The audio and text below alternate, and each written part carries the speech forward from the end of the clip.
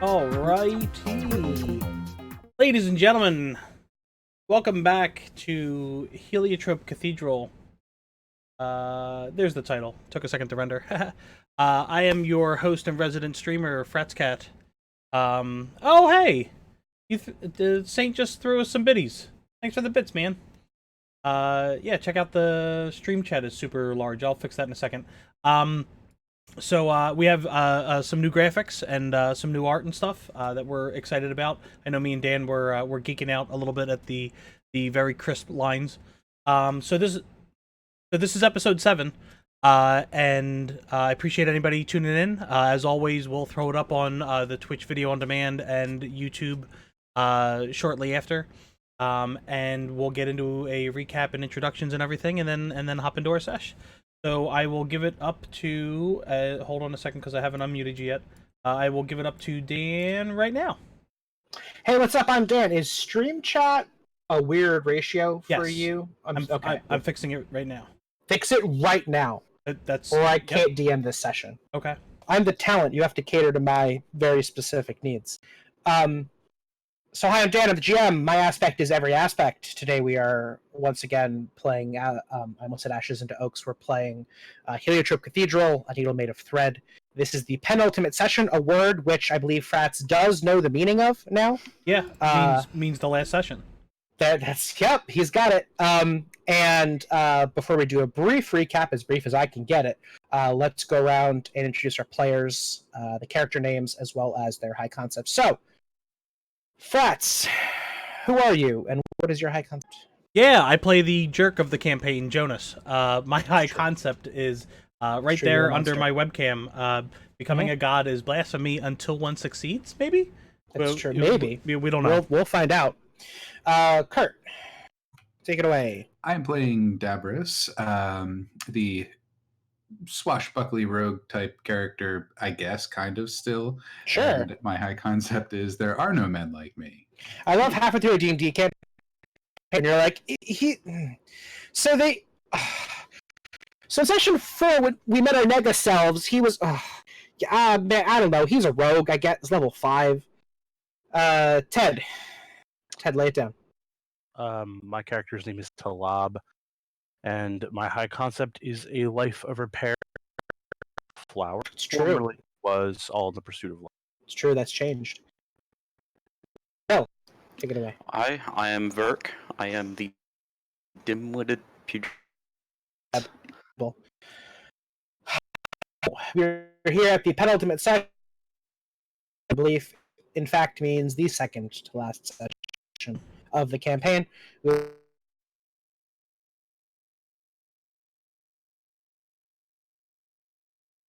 Dan, you there?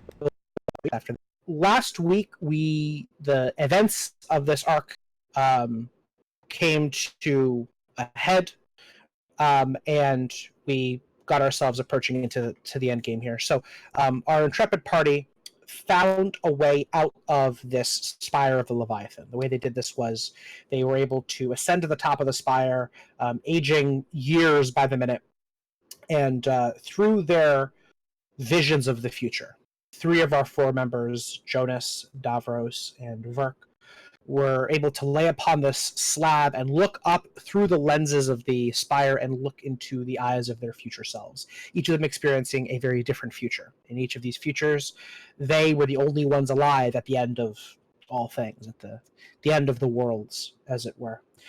Through whatever catastrophes had taken place, whatever horrors they had endured, however long they had been there, lonely and tired, the one through line, the one commonality was that all of them had ended up alone. They dispensed advice to their past counterparts, advice of perhaps dubious quality. To Verk, that at some point he will fight this great Leviathan, a creature perhaps a solar system wide, this vast devourer of worlds, unknowable in its horror, and he's going to punch it in the nose. Jonas encountered his future self, who is a total asshole, without any of the, albeit small, redeeming qualities that our current Jonas still has, and goaded him on to take a course of action which would murder the rest of his compatriots, lead him towards a more perfect godhood. And Jonas, as we had seen before, saw a version of himself trapped, paralyzed by indecision at the end of days, and constantly analyzing timelines to see what could have gone a different way, but never being able to make any changes himself. as the party tried to find a way out, Jonas, through his vision of his future self, knew how to operate this lens, requiring the blood of exactly 4 sacrifices conveniently, to send the party back through a set of space-time coordinates to a different location, or to a different location and back in time, or simply to this very same location back in time. Davros knew how to operate the machine itself, punch in the coordinates, and Talab received a cryptic message upon trying to use his own now otherworldly powers to derive a set of coordinates from somewhere scrawled upon the spire door. So we have one party member with a set of coordinates, one party member who knows how to punch them in, and one party member who knows how to actually execute them and travel. There's argumentation back and forth, there's disputes, and finally at the end there's a resolution. The party will go back to the point just as Mr. Nameless Crewman had unfortunately ascended the spire, just before Jonas had opened the gate to the garden, before Talab had gone in and made his now infamous mistake, and take it from there. The party does so. Unfortunately, Nameless Crewman is lost to the ages, as he has already ascended the spire, and there's no hope for him up there as he slowly ages to his inevitable end. Captain Rilo, along with the rest of the party, press on, open up the gate, find themselves in the garden, push through the garden, and find themselves through a weeks-long journey through the trials and tribulations that guard the exit of the Leviathan Spire. Trials and tribulations that would destroy a lesser party, that would break the hearts of man, that would rend asunder any plans that any intrepid group of adventurers would be able to put together, and found this set of trials and tribulations barren, empty, destitute, long ago, like the men and women who had walked them, fallen into chaos, into entropy. This world is so broken that not even the tests that were there to break men have stood the test of time. The party emerges changed in many ways from not just this journey, but the events of the past few sessions, confronting their future selves, confronting these future options, confronting the options of and the personalities of their darker selves. And they emerge, of course, to find one of the many ships of the Armada of the Leviathan cultists, from our aspect that Bill made for us, and in his exact words, an Armada wanders the stars, a host of ships, all hell-bent on the destruction of this poor party as they exit the Leviathan Spire. And they crack their knuckles, figuratively speaking. Captain Rilo powers up the gun, and they get ready for a fight. So this is where we begin our session.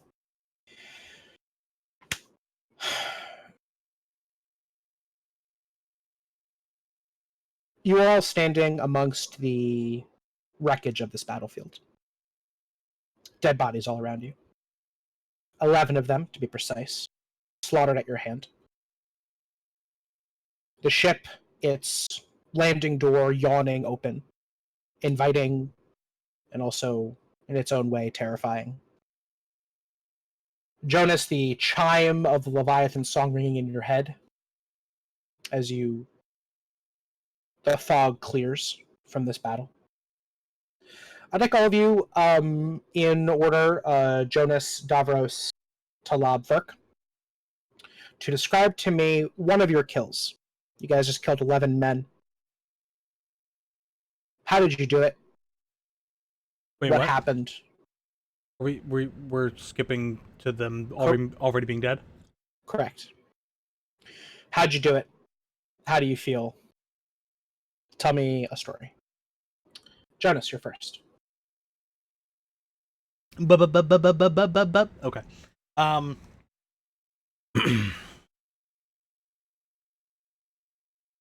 In Jonas fashion, he steps forward and is immediately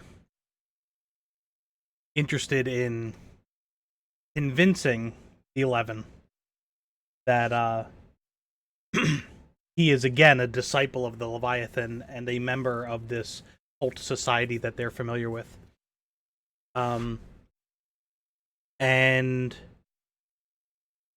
I think what goes wrong in his convincing state of mind and his persuasion attempt is the reaction of the people behind him. As he steps That's fair. forward, he has oh, what's the captain's name? I'm sorry. Rilo. Rilo is readying her high-tech gun arm. Verk is clenching his fists and about ready to take lunging steps forward. Davros is looking for things in the environment, maybe to utilize, in the upcoming skirmish. And I think I don't know what Talab would be doing, and obviously everybody will describe their own action, but Talab is probably the least likely to jump into an energetic fray in the moment. Sure. And so the cultists are immediately visually threatened, and so as Jonas is putting up his hands and kind of giving them the international signal for innocence and We come in peace. surrender, maybe. Yeah, we come in peace, whatever. The cultists take a aggressive that's mirror that same aggression that they're seeing from the entire party. So Jonas kind of like kicks to himself as he's like, I guess they're not buying it. I don't. Did you guys hear that? I'm sorry. Yeah. So yeah, I guess they're not buying. So where's the ship, Dan? In front of you. Yeah. Landing... Between us and the party of 11. No, on the other side of them. No, that's what I mean. I'm sorry. The party of 11 is between us, having Correct. exited the vehicle, right? Correct. The spaceship. Yep. Yeah. I just want to, with my hands up. Mm-hmm. I want to, depending on the make and model and structure of the whether it would make more sense for a landing gear to potentially fail and pull the ship on top of as many cultists as possible before they can get away, or if it's pretty sturdy but on a side of itself, maybe not on landing gear, but it's just on a landing bed, pull the top heavy ship closer and forward and use world right to shrink the space between me and the ship and allow it to crush as many cultists as possible. Yeah. So as you walk, you gingerly step over the completely pulverized body of 2, perhaps 3 of the cultists. The smooth purple sheened metal of the landing gear having crushed one of their skulls. Kind of just step just past it. How do you feel? In like one sentence.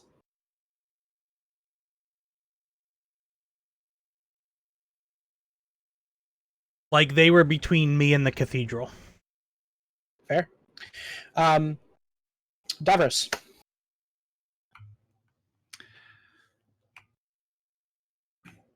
Sorry about that. Davros would have been walking alongside Talab as he often does. Oh, hold on a second. Sorry about that. I was entering a whole bunch of circumflex accents into the spreadsheet. Anyway, Davros would have been traveling next to Talab as much as he could. If as soon as there was an obvious threat towards his life, he would have specifically if there was one or two of them, he would have used World Right to, in conjunction with his sneaky nature, and would have made it seem as if he was not there at all. Mm-hmm. And then he snuck around behind one of them and then would slide Brightholm's sword right into the base of their skull. And then right across the spine. We'll we'll say that was the first kill, actually. As he slumps to the ground, before they realize it, that's when they hear the grinding of the ship as Jonas pulverizes through the three of them in the back row. Talab, and sorry, I phrased this as tell me how you killed one of them. You don't have to have killed anyone if you don't want to, but if you did, how? And then how do you feel? I'm sorry, I forgot to ask you the same question. How do you feel right now, Davros?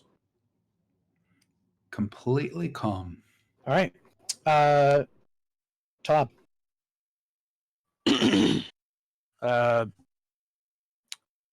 Rilo is readying her shot. Still, she has not taken it at this point. Sure. And I'm assuming she's probably. I mean, let's just say she was aiming at a marksman of theirs on their side. Sure. One of them approaches from the side to sort of flank her, and I'm kind of like Fratz was saying. I'm kind of like hanging back and like not even really in like I don't want to involve myself in this. I don't care. Mhm. If they were to like beat us or capture us, whatever. Doesn't matter. Yeah. But as this guy approaches, I just sort of turn and I see him and I see that she doesn't notice him. But I'm just compelled to like stride at him. He doesn't even see me coming. He's so focused on her. Mm-hmm. And scissors in the side of the head. Mm-hmm. And I just push him to the ground.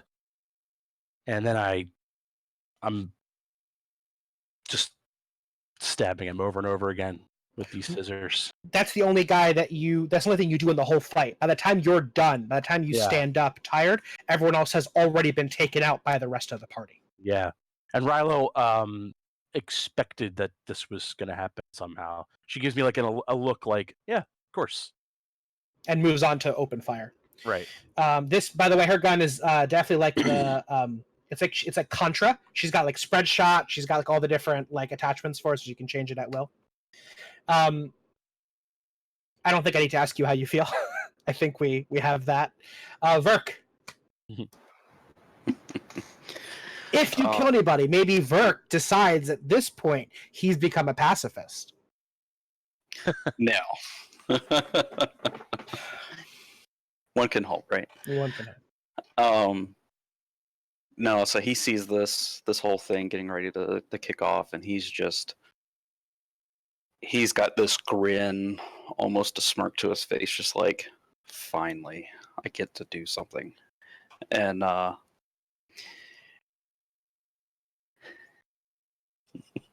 sorry. He's reflecting. It's fresh in his mind, this vision of punching this Leviathan thing in the face, and he sees his first chance at practicing for this event. So each person that he goes to punch, he sees this target on their face, and he is trying to aim for that one spot on each person he goes to punch. As he walks up, he shouts out to the first one, "Thanks for being the first target, dummy," and just plows him square in the nose. Knocks him right out. Just collapses the nose into the guy's face. Yes. And he is giving it 100% on every punch that he's got. He's not trying to hold back anything to make the fight last longer. Yep. He is in full training mode to go as hard and fast as he can. Yeah. Envisioning this cape behind him, he almost glances back a few times to, is it there yet? No? Okay. Next guy. Yeah. And how do you feel? I think I can imagine, but... I want to use Francis' thing so bad. What thing? How does Verk feel? He feels with his fists. Oh, right. Right. I mean, that's a perfect answer for Verk, honestly. Yeah. No, he is reveling in this moment. He's slightly critiquing himself. He could have come in from this better angle on this guy. He could have hit this guy slightly more to the right or left. He's being nitpicky over his technique over each of these. Yeah. but he is just elated to have had his first practice fight.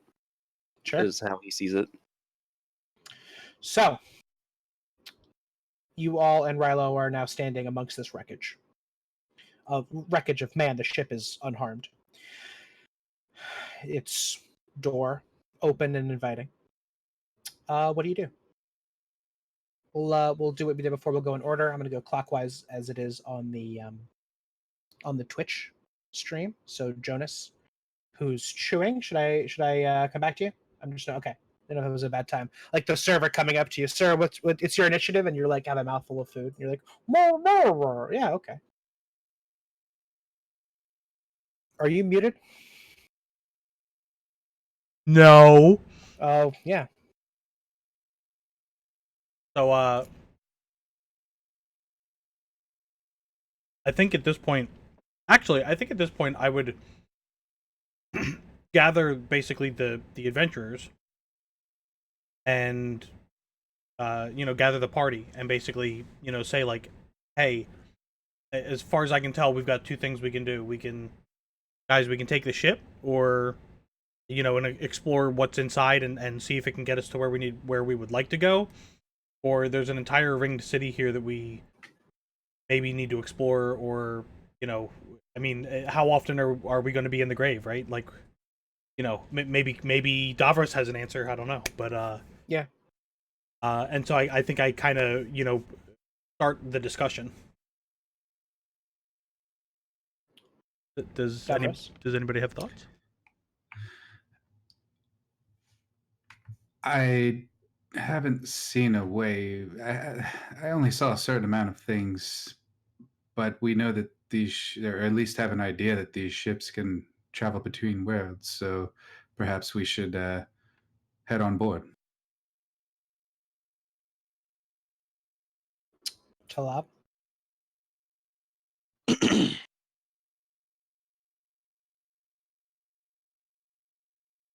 Doesn't. Verk.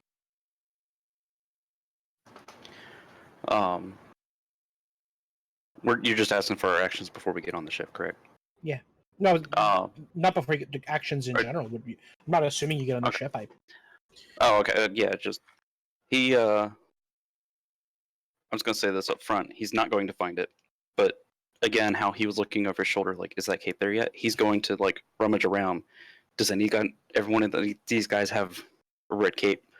Only to find nothing. Yeah. He's just like he's looking for that sign that he is going in the right path. Yeah, it's one of those. It's almost childlike. Like this is a destiny that might take years, but he's like, okay, cool. I want to sign. Like right now, when do I get the cape? Is it tomorrow? Yeah. Is it maybe the day after? Like Exactly. right.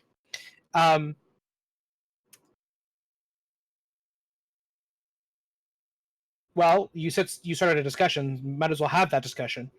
Someone make a play. Do you guys get on the ship? If so, where do you go with it? Let's play this out in character. Jonas would be interested in the Ring City, honestly. Really? Okay. Sure. Captain, have you any interest in a new vessel?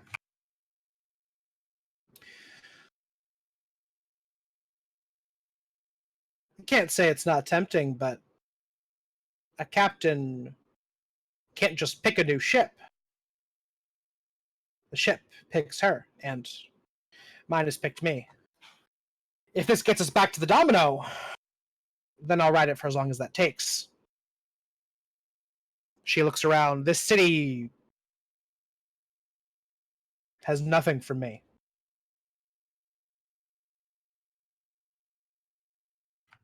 There's a distinct possibility that it could get you back there.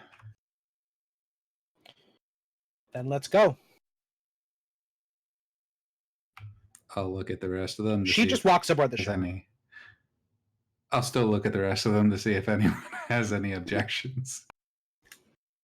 No, that sounds good. Well, as long as I get to punch someone in the face again, I'm good. We killed 8 of 11. 11. Oh, we killed all 11. Okay. At one point, I asked you guys what the holy number for this cult was, and you guys said 11. So every ship has 11 crew members. Except for this ship. Well, right now, Yeah. now it only has 5. You guys should have only killed 5 and kept the other 6. So as you climb aboard, I'm assuming you do. Can we make that assumption? Okay. Is To Talab move like things basically along. like teenage Groot? I don't think he's like And I mean, I haven't done anything yet, but right.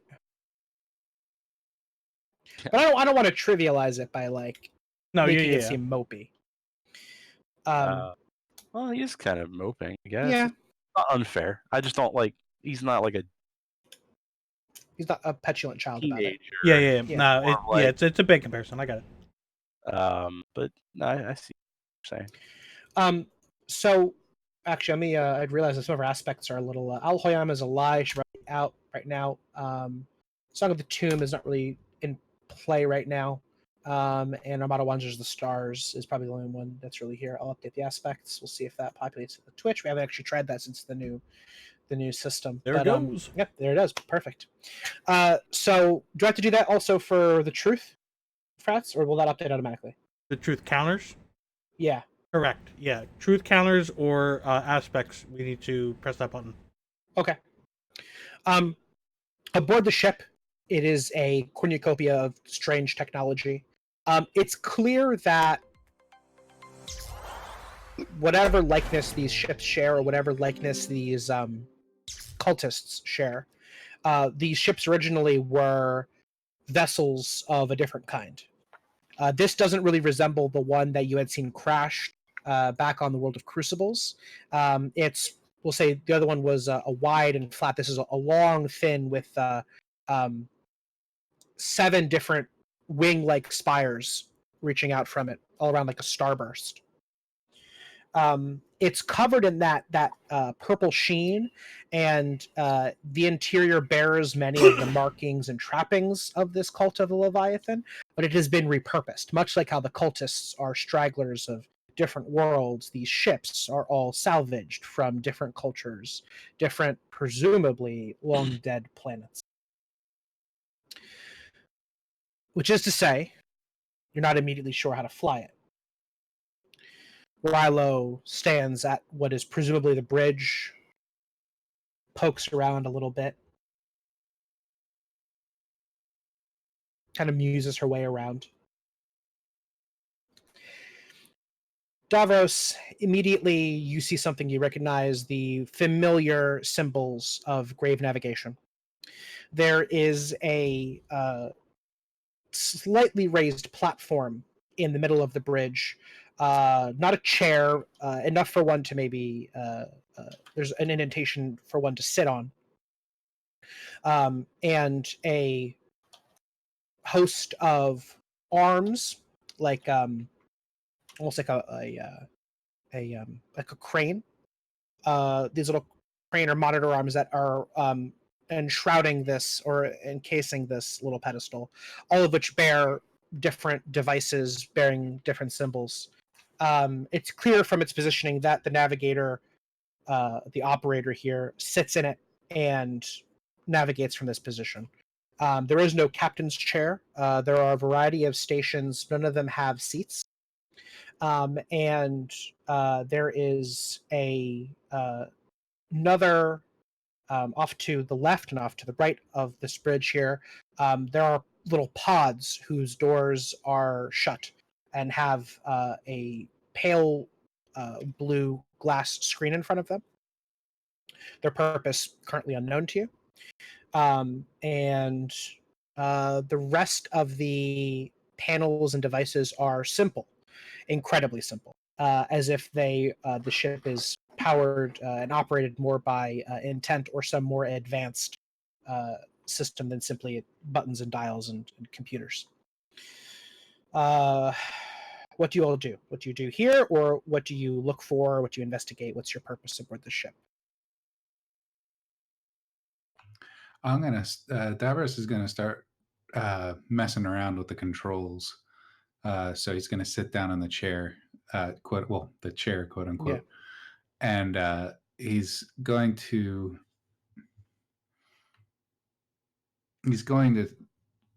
really just try and figure out what was he remembers the symbols that were on the door, right? That's one of the ones that we remember, the coordinates. Yeah, the ones that Talab had gleaned from the unknown source. Yes. Right. He's going to enter them and just kind of mess around and see if he can make, any kind of sense out of how it works and how it's operated. Yeah. After a little bit of time, your World Right and Gravewise scores are each at least a 1. I mean, I think more than that. Your Gravewise is a 3, and World Right's a 2. So you're able to get the hang of it pretty quickly. Not to mention, it's hard in Fate to describe things like this. So actually, in a way, it's kind of easy because Fate is just declaring narrative truths. So though you don't have a stat for it, and we can work that into an aspect maybe later, your sense of navigation is growing by leaps and bounds. So independent of your Gravewise stat, you have a keen sense for the orientation, much like a sailor not only knows how to use his devices, but can begin to intuit true north simply from the feeling of where they are. So you understand within a few minutes. You're able to, I don't know, you don't punch in the coordinates and hit it, but you're able to figure out how to operate this, how to do it. It's incredibly intuitive, and you're able to get the party to pretty much any set of coordinates that you want. What you're lacking here is a true navigator, someone who can make sense of the coordinates to know that you're going to take yourself into a active world and not the center of an exploding sun. So the only thing you do have is a sense of, and we said this before, you know how to get back to Crucibles, to the Crucibles from which you had came, and you know how to get to this new world, which you don't know yet, but is a world of ruin. Actually, we'll say from your... why don't you roll me Gravewise?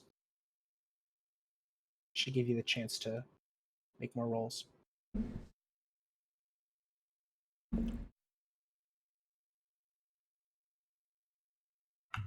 Did we lose an area for a modifier?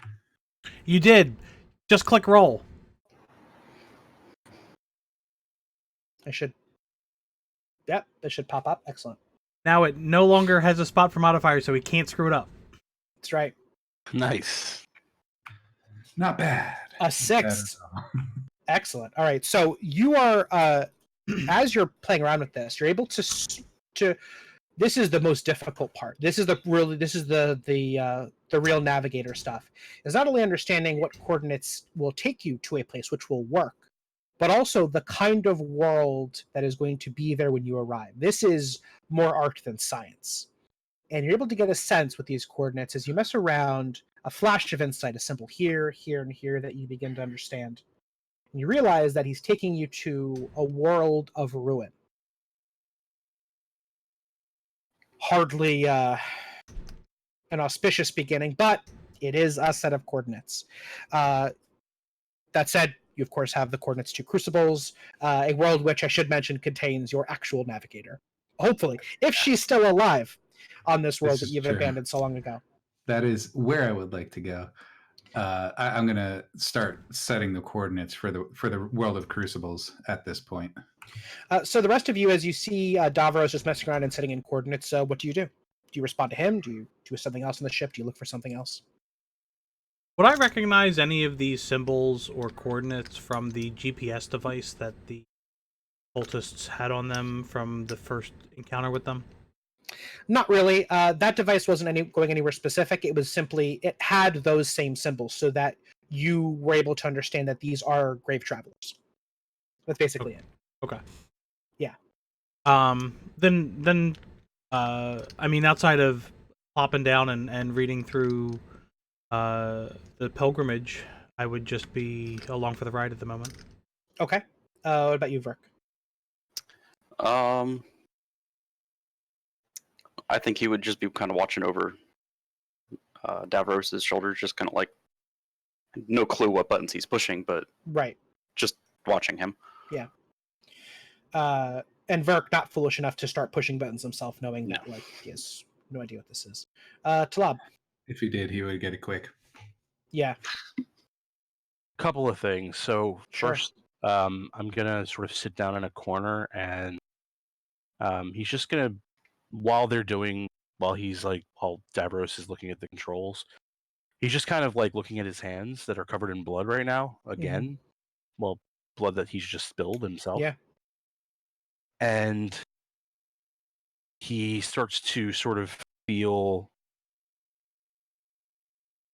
a different emotion come over him than he's had in the past couple weeks. More melancholy, but not like in despair like before. More just like, what am I doing? You know? Mm-hmm. And takes out his sort of satchel and opens it and starts taking all the things out, putting them on the ground in front of him, all the different like poultices and herbs and holy symbols, things like that. And he just sort of lines them all up, and he just kind of leaves them there. And he gets up and he walks over to Davros because I believe Davros is still injured from the fight that they had. It's true. He hasn't received medical attention yet. Leviathan. Well, all this time, he yeah. still has a consequence. Correct? I Or do you want to get rid of that? well, 2 weeks had passed. But if it's, I'm more concerned in the narrative than realism, so I can equally easily say that it's down to a 2-point consequence. You've taken the shards out, but there is still a wound that is healing. Is that all right? Okay. Yeah, sure. So we'll drop it to a 2-point consequence from a 4. The significance is just that they've gone this whole time, this whole journey together, past couple weeks, and he hasn't even thought about the thing that was his profession. Like, that didn't even cross his mind, and now he's just starting to think about that after taking a life. Which I think is the first that he's done, at least in this group. Yeah. Maybe in a long time, maybe ever, I don't know. Yeah. Hard to say.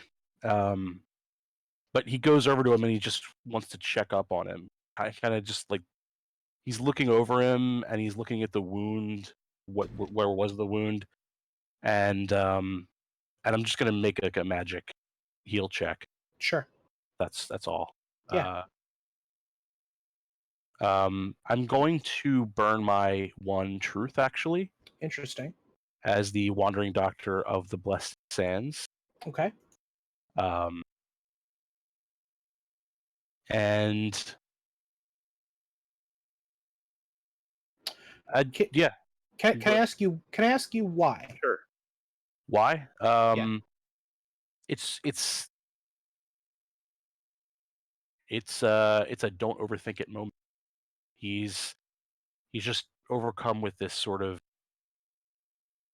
change in and it's not taken away his sort of anger that he's experiencing. It's just like a momentary, like, I have to think about what I'm doing right now, like at this moment. Yeah. Like, what am I? And so I will roll. Sure. So in so doing, you're rolling magic with an additional +2, so a total of a +5. That takes your truth down to 0, and you're spent up to 10. The very first one so far in this campaign. And let me refresh the sheet. A couple things. Davros, you may notice I put an aspect in play under you, a set of ruinous coordinates. You have that as just a knowledge base if you ever need it. You have 1 free invoke on it. And Talab, you are now at 10 spent. You now are able to. It has to. Well, I don't know that I ever said this, but let's briefly talk rules, not to disrupt the session too much. But when you hit 10 spent, as I mentioned before, you get to use all of those, drop yourself down to 0, and put a world aspect into play. And this is by the character, so we're not how we normally we kind of like collaboratively build a world. Your character in the moment creates one to their advantage. A ludicrously powerful ability. I'd like to say that to prevent people from sitting on that and banking them to kind of, to borrow a gamey term, to like alt stack, you have to use it in the session in which you get it. I think is a fair restriction. Does that seem fair to everybody? Yeah. Okay. So, Talab, you have earned a world aspect creation. Talab can use his truth and mold the world in some way to his vision, you have to do that this session. Okay. Or it is lost. I think I put the wrong mod in. What's that? I think I put the wrong mod in. Did you not put in a 5? Well, so what? Hold on. So what was Yeah. your roll? It was +2. So I have the so outcomes 0 right there. Yeah, with a I mod of put- 2. Yeah, I your put mod it should have in. been 5. So that's Yeah. a 7. Sorry. That's okay. So with a mod of a 7 and a ob of 2, because it's a 2-point consequence, you have succeeded with style. You're going to get to put an aspect into play on Davros. What aspect do you put into play on him with this healing? It can be something specific to the wound or something else entirely. I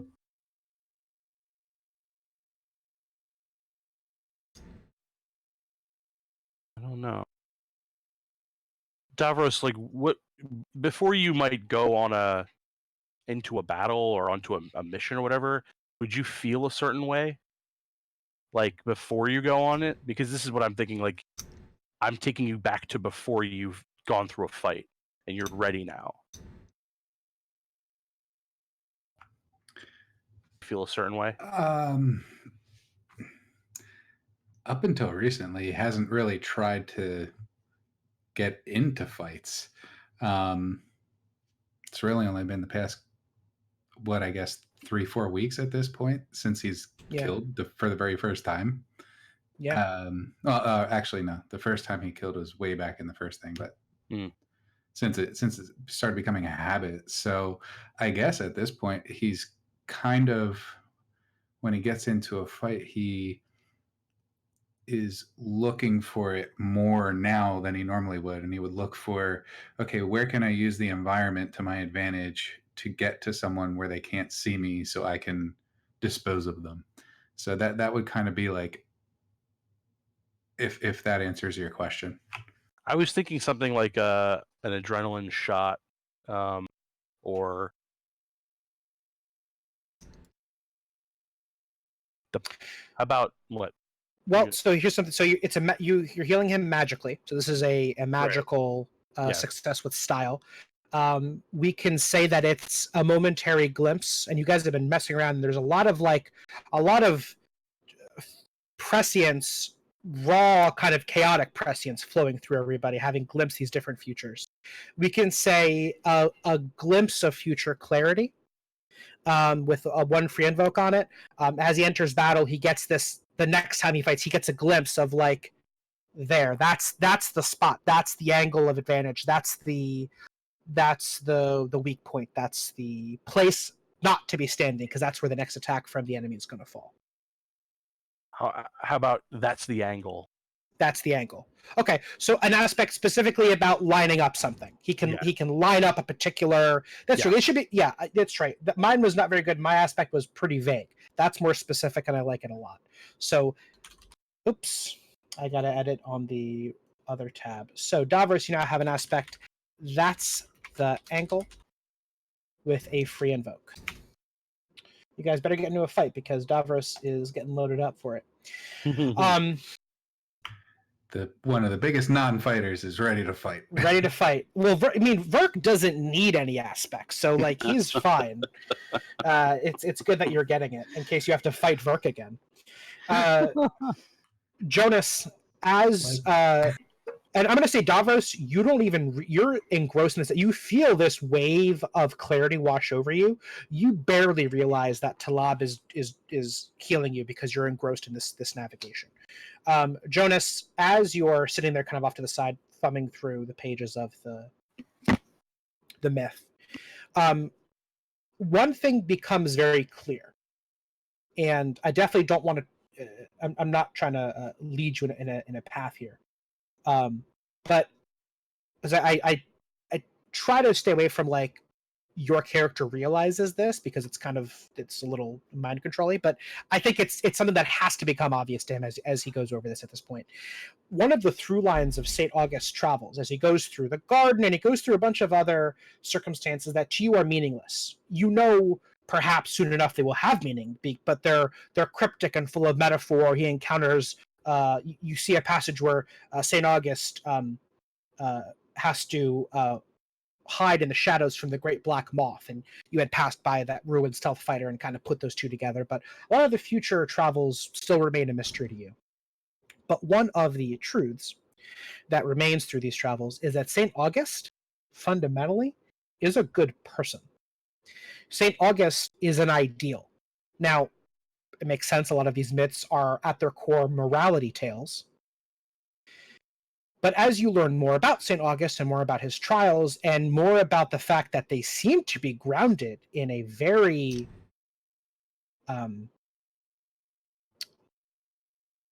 wide-reaching sort of reality, wherever you go, you see truths of this myth echoed, it becomes impossible to overlook that as you try to walk in his footsteps, the biggest difference between you and him is that he is a good person. He helps those in need. He sacrifices what he has to help others. He eschews power in favor of humility. He is everything you're not, and he's nothing that you are.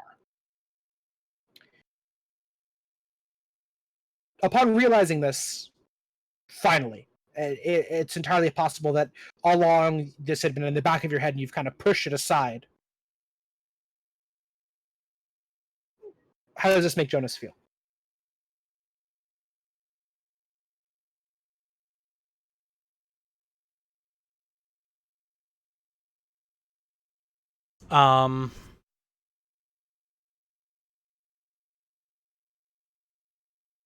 I think it would fit really well in the narrative structure that the game that we're playing, to speak out of character for a second, I think it fits very well in the sense that everything Jonas has discovered at this point kind of points to this being a long journey to finding this divinehood or divine power. And if he's truly going to pursue it, that he's got time to grow and develop as a person if he truly needs to walk that path. On the flip side, showed him a reality where he actually attains divinehood and he's the worst person in the world. Yep. Yep. So there's definitely some doubt on which path is correct, which path is right. I mean, obviously there's a right path, but which one will get him to divinehood that he seeks. But on the flip side, I think we saw, and especially with the way I played it last session, I feel like Jonas's character, like, he saw the ugliness of that future, and because the timelines were different, because Davros stepped through the portals and not Jonas, and Jonas didn't end up watching his friends die or being the reason that they died and killing them, it's two very different Jonases that we've explored in at least last session.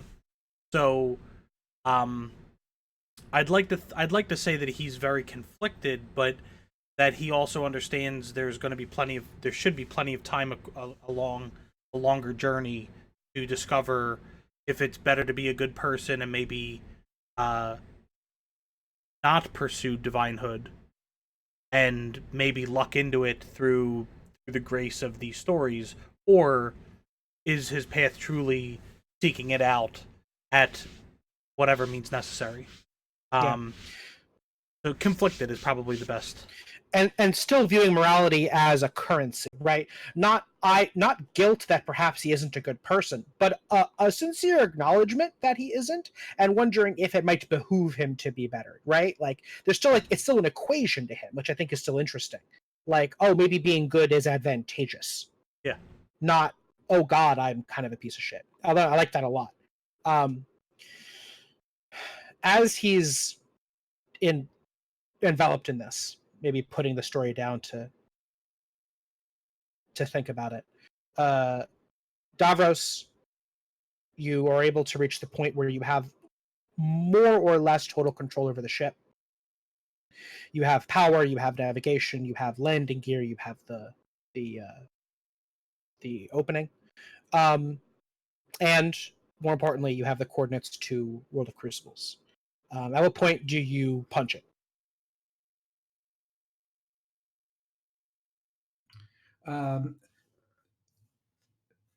Honestly, as soon as he sets the coordinates, he's not even going to ask. He's just going to look, make sure everyone is on the ship. Isn't in a situation where that would be that would get anyone hurt. Hopefully, it's not some of this like like an afterburner on a jet or something where they all fly to the rear or something like that. Oh, that would be fun. But he'll enter the coordinates and they're going there. That's where they're going. He wants to get the navigator back. Yeah. So before you guys realize it, your ship is and this is not, again, there's no thrusters. This isn't like moving via physical rockets, right? It lifts up via whatever mechanism it has, and the ship doesn't actually fly. You are simply warping over to a world. Almost before you know it, the rest of you realize that there's a smell in the air. It's changed. There's a feeling that is different. And as you maybe glance forward out of the by the way, there's no visible windows on this ship, but whenever you look out with intent, the material becomes increasingly transparent. Windows appear as you need them to. And you see in the distance vast storm clouds over a beleaguered forest and the crashing of waves against a shore.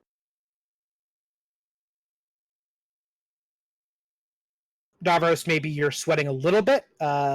You were pretty sure you had it, but haven't actually done this before. And it goes off without a hitch. Was there a particular spot in this world you wanted to go to? Like physically? Yeah, I mean, honestly, as close to the ship as we could get. Preferably over land. Okay. So on the shore, looking at the ship. Over the shore, looking at the ship. You're muted. All right, sorry, not necessarily. If there's a way, because if I remember, we kind of landed. If there's any way to like come in out of sight of the ship, so we can travel there, and not like, hey, look, there's a big spaceship. You want to get there in the tree cover of the beleaguered forest, but within your side of the ship. Yeah, so I want it to be one of those things where, and even if we are not in sight of the ship, even if we're like kind of like around a cove or something like that, and we can travel there that way, that's what I would like to do. All right, that's specific enough that I'd like to make you roll for it. So roll me Gravewise, because this is a calculation.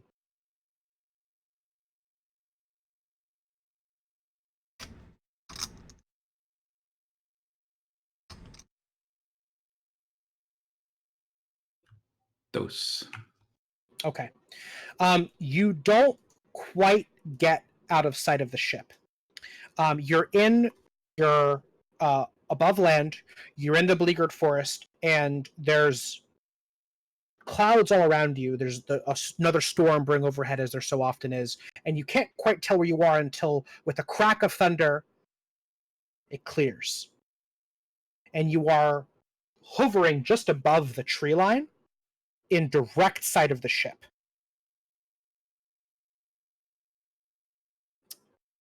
Enough to see that above the ship is hovering another cultist craft.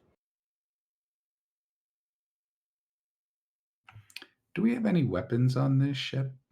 It's a great question. You didn't look out for any, but as you look at these panels and these mechanisms, you're able to isolate a couple of interesting devices, namely control control modules for the 2 pods on either side of the bridge, which you realize are routed to direct manual control for the 7 points of the starburst around the ship.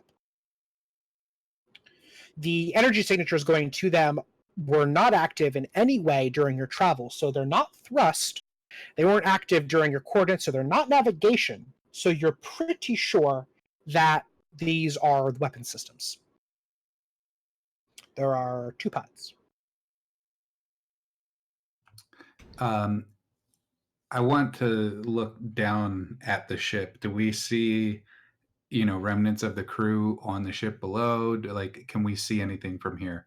Like, what's going on? Well, you're not. You're above you're above the shoreline, so you're at we'll say a few hundred feet from the ship. The 3 of you, realizing where you are, by the way, on Crucibles, you see the ship, you see the enemy craft above it.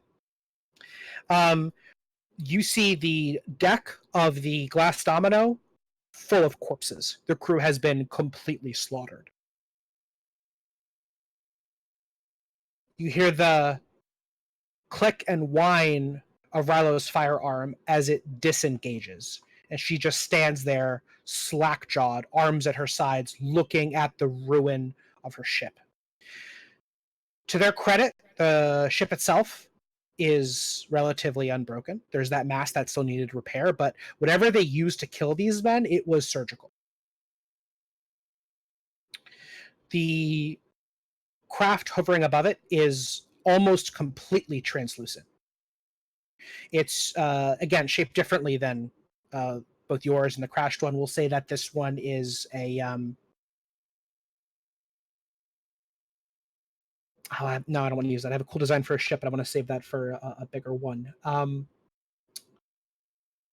Well, you know what? Because I was just looking at Elite Dangerous. It looks like the Cobra Mark III from Elite Dangerous. So it's this kind of like wide, flat rhombus with fins on the back, and it is maybe 3 times the size of yours. It's an imposing craft, and it hovers there just effortlessly, almost completely transparent. There's parts of the back that you can't quite see, but enough to see that in the very front of the ship is your navigator, staring at you, her hair having her levitated maybe another foot off the ground, her neck being held back by one of the cultists' hands, and a device up against her throat.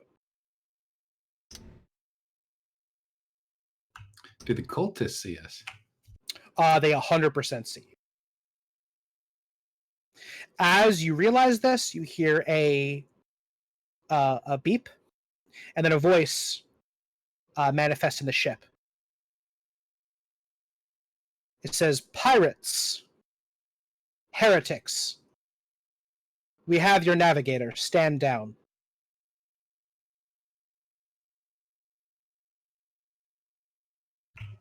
Look at everyone else.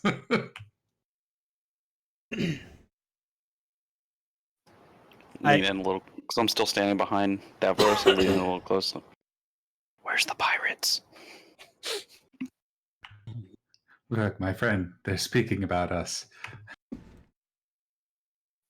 Oh.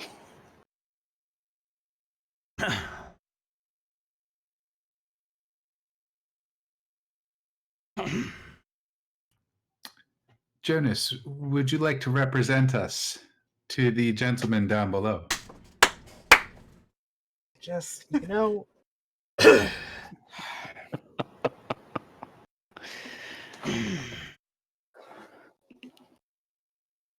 Dear brothers, Well, I mean, I'm not gonna send Rilo down there because she's gonna be like start shooting, guns a blazing. Yeah. Dear brothers. Yep. I'm sorry. Let us start this meeting with some prayers. Yeah, everybody. We didn't know there were other ships in the area to get the signal that the girl with the compass was here on this world. Is there anything that's like an intercom button that I've found? You're frantically looking for one to see if like you can turn off, because right now it is an open channel. You go ahead and roll me. My greatest skill. Roll me notice. I'm gonna give you a +1 to it in addition, so you're rolling at a +3. Jonas. Oh, Jonas, why? No, I'm sorry. I said that to Davros. Now I'm cutting to you because you were saying something. Oh, right. It is a -1. yes. That is a -1. Okay, yeah, you can't figure it out, so you're just constantly transmitting, all of you guys at once. Thankfully, most of that was hushed tones, I believe. But either way, yeah, but we can assume that they hear it. I mean, we haven't said anything horrible. Yeah, it's true. It's true. Just That's know fair. for the future Yeah. that you are transmitting. Maybe you give them a signal like, guys, this is all, Yeah. going through. Yeah. I'll do that about halfway through what Jonas is saying. I'll Yeah. let him talk. Jonas, you pick up on that. So yeah, brothers. I see that I'm surprised there was a signal that went out that another ship was able to capture. You guys found the girl with the compass. Do you take us for children?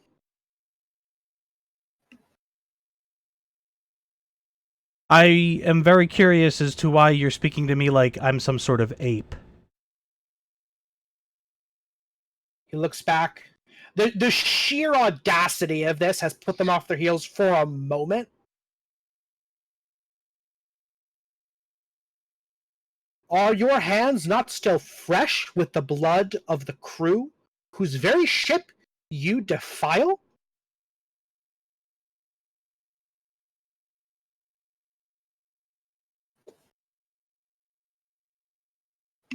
Talab's visibly are absolutely covered in blood. There is no blood of brothers on my hands because I crushed them with a ship.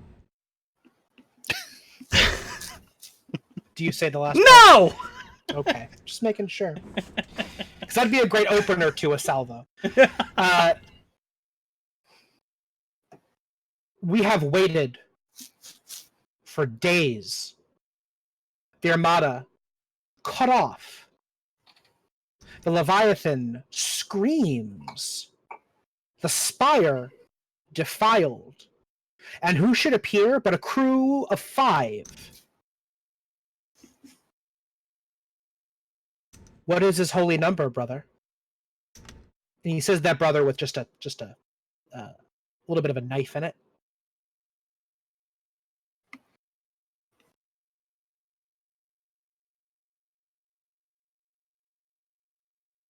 And are you forgetting how we add to our numbers?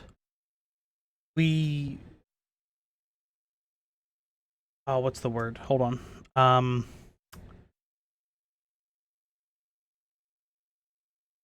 Hold on. 1 second. You gotta Google it? I am Googling it. Just because I want to make sure. Arithmetic. Yes. What the...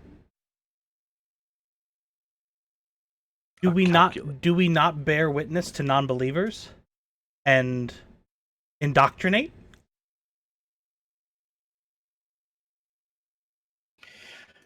Roll me for this. This is Grasping at straws, Dan. You are grasping at the. I know. I appreciate the effort. Like, roll me deceive. Mm-hmm. I am gonna roll rapport against you. Uh-huh. I am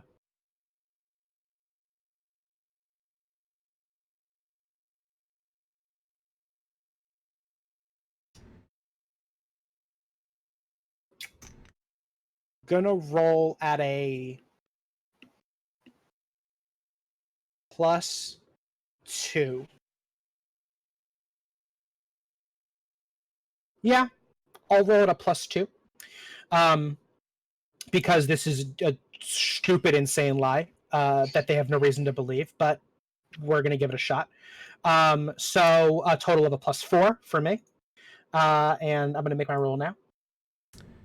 Do I also get the pop-up on the new sheet? So I don't have to punch anything in? Yeah, you should. You should. Yeah. Yes, it is. Cool. So, okay. But I was probably doing this anyway. I'm going to use my truth for this session. Mm-hmm. I'm going to invoke my "There's no such thing as an atheist in a foxhole." Yeah. Trying to convince them that we are, in fact, other cultists that happened upon this world. Okay. Okay. So that's in your absolute desperation, you reach out for the most ridiculous possible course of action. And you said I'm rolling a deceive against it, right? Yes. Okay, so then I'm going to be rolling at a +5. Okay. You could almost not lose this. It will be very difficult for you to lose this. Yeah.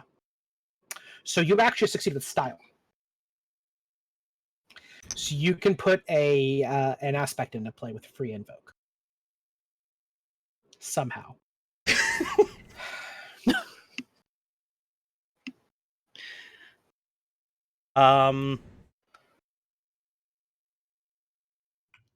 Scene. Not the brightest bulb in the box. I don't think it's that they're stupid. It's that you just have this. It's the audacity, right? It's like it's such an insane lie that no one would try it, and that's kind of what pushes it over to being believable. Like they've traveled thousands of worlds. They've heard every excuse not to, Right? And nobody has ever tried this. No one has ever been like, "Don't kill me. I'm already one of you." Like, no one's even been stupid enough to try that. And this is the second time you've done it. Stupid like a fox. Yeah, basically.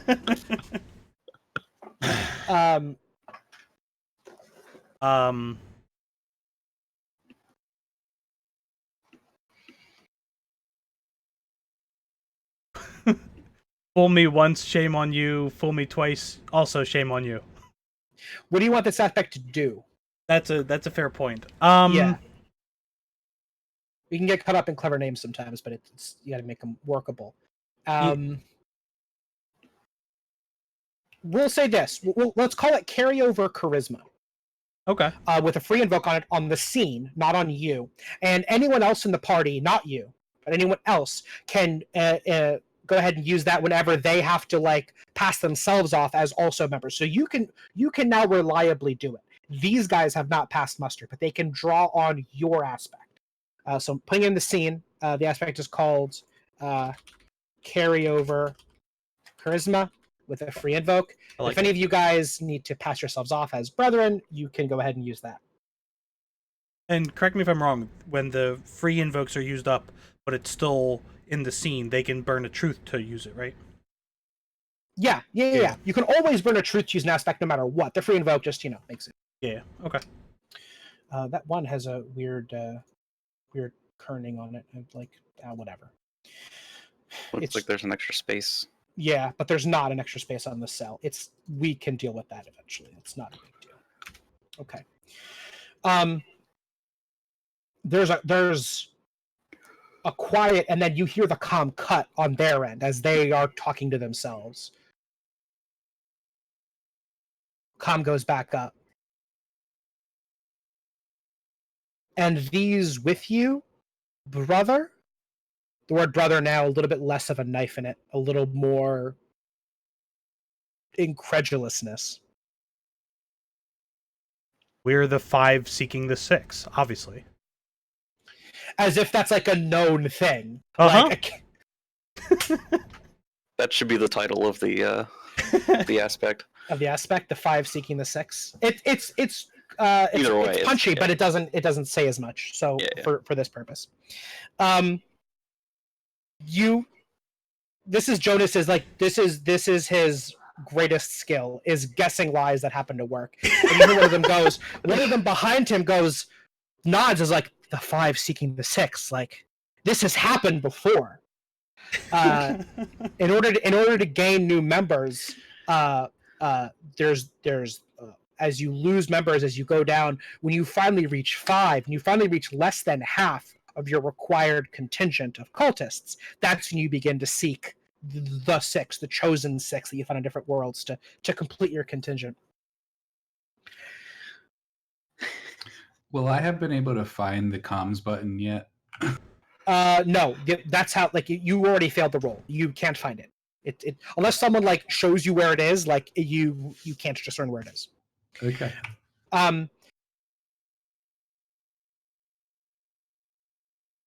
Have you seen the size the heretics, the pirates? And he holds up the broken crown of Brother Brecken.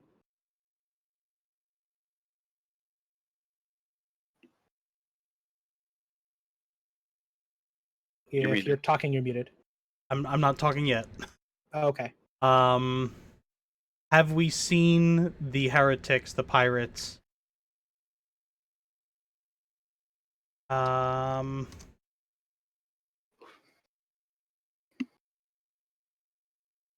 close am I to Janice there? Where, however close you want to be.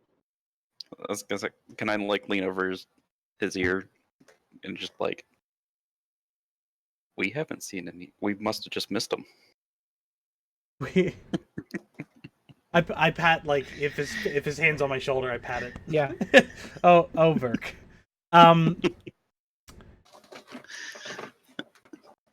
We are the ones that. No, we didn't see him.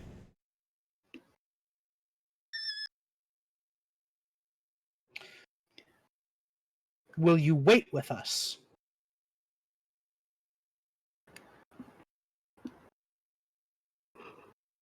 Well, we're here for recruits. Do you guys have any? I think you've got 11 crew, and then now you've got a 12th person on your ship, right? So, that's what we were coming here for. You can wait, but we have obviously been charged with our duty.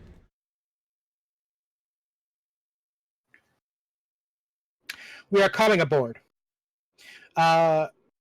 Davros, you see your panel light up, and you see that there is a section in the back of the ship that kind of unfolds on itself, and there is a big oval on the ground that sinks into the nothingness of the ship, a space that shouldn't be there, and you see the same thing happen on their ship. Do you want to make an attempt to interfere with this in any way?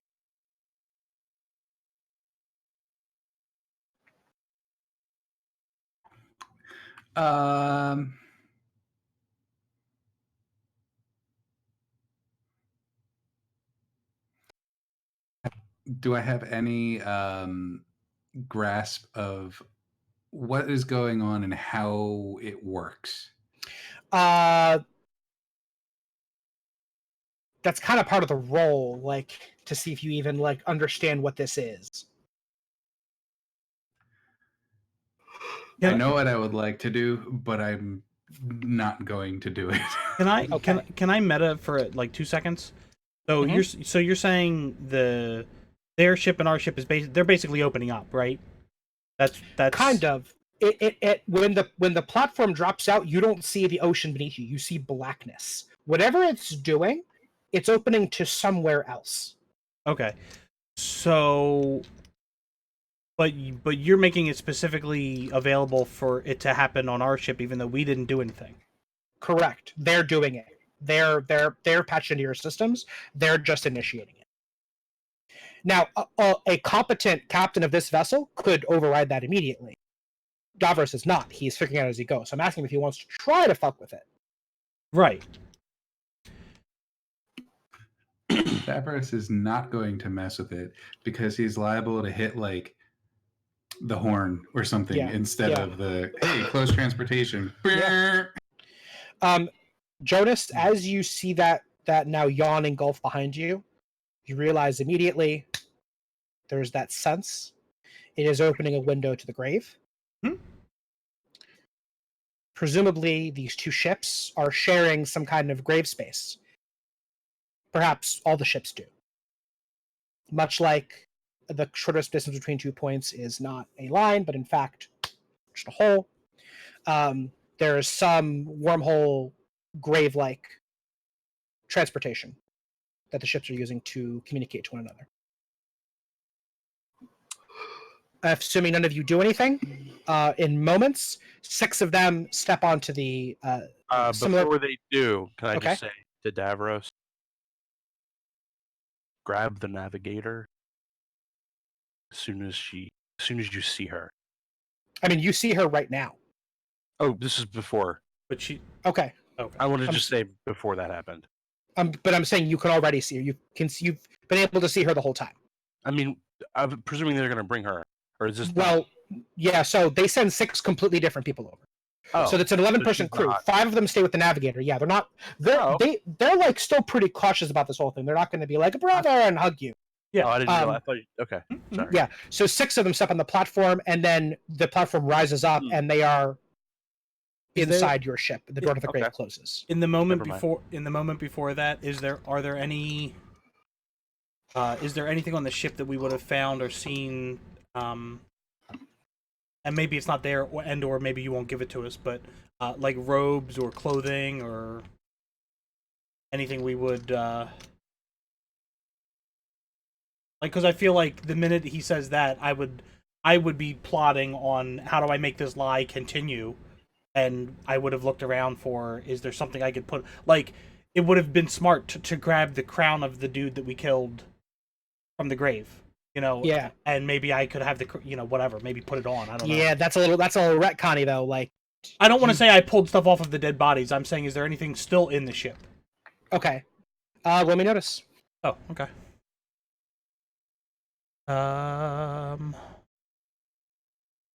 Also, is there space behind where this platform is in the ship? Sure. Can I go behind it? Sure. That's a negative. Okay.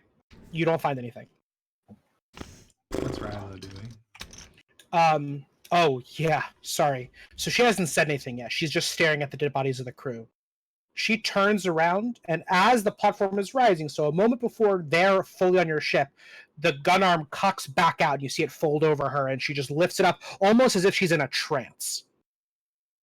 Like, and Verk, you look at her, out of all of everyone, you see this, and it clicks for you immediately. You've seen that look before. You've had that look before. She's just seeing the red tunnel. Like, it's just blood. I'm going to give you, Verk, the only chance to react before something happens.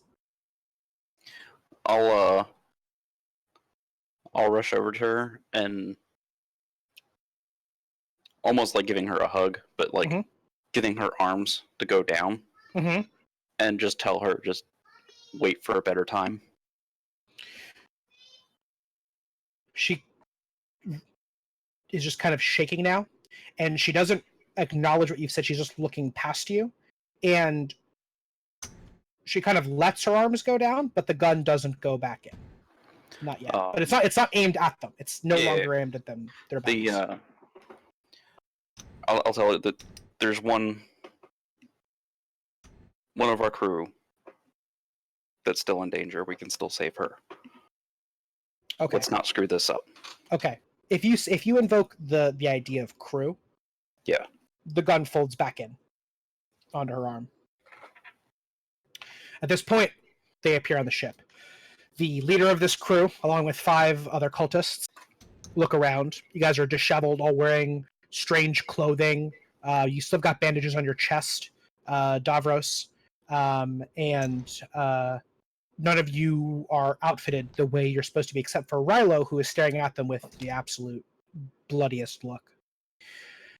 He walks right up to you, right up in your face, Jonas. and says, "You will wait. The Armada has been compromised. This will not stand. By the Leviathan's call, we will kill these heretics. We will feed them to the great nothing." He's not asking, he's telling you. Get closer to his face. Mm-hmm. You're now like basically touching noses. Yeah, like that awkward commercial where the guy's like a close talker and it's a toothpaste commercial. Yeah. Mm-hmm. Mm-hmm. What good is my ship without the divine number of crew? The Armada's been compromised and you expect me to fly around with 5 when I'm seeking 6?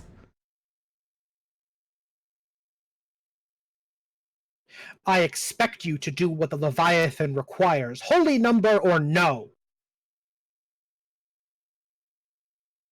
And the Leviathan commands us to wait. As long as we have her, and he points past you all the way to the other ship, upon which another cultist has a device to her neck, they will come. Sooner or later, they will find their way here, back to her. And when they do, you may kill, dismember, debrain, assume control of, or otherwise dispose of them as you see fit. And then you will seek the 6. Are they all still, besides that guy, are they all still standing on the platform? Yes. And I saw the buttons that were blinking and stuff like that, right? Sure. Is the guy that's speaking to me presumably the captain of this crew? Yes. Okay.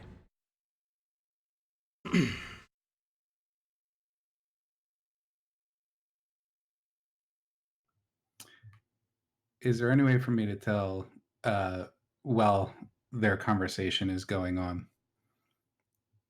I think I've kind of intuited the what the thing is, just out of character. I don't know if Yeah. Davros would pick up on it in there.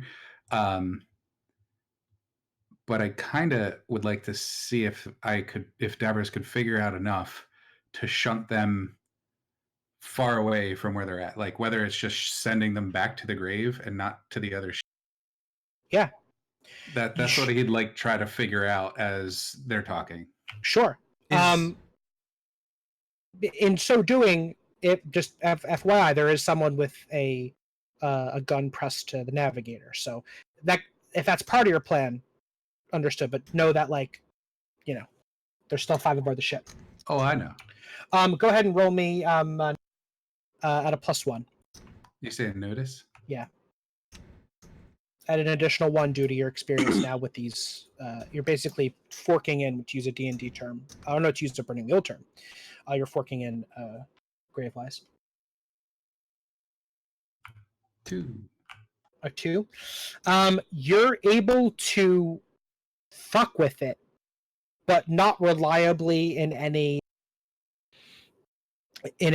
specific way. So you're pretty sure you can disrupt the transport. You don't know if it's going to keep them on this ship, send them to the grave, explode them, blow up the ship. But you can fuck with it. But you're not sure. There's a couple buttons you're still not sure what they do. But I'll give you that. Good enough. I have an idea. Uh-huh.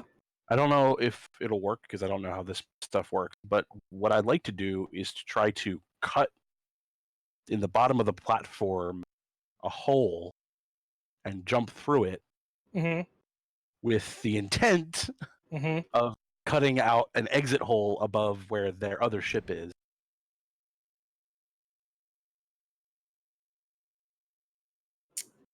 So, like a portal, like in Portal.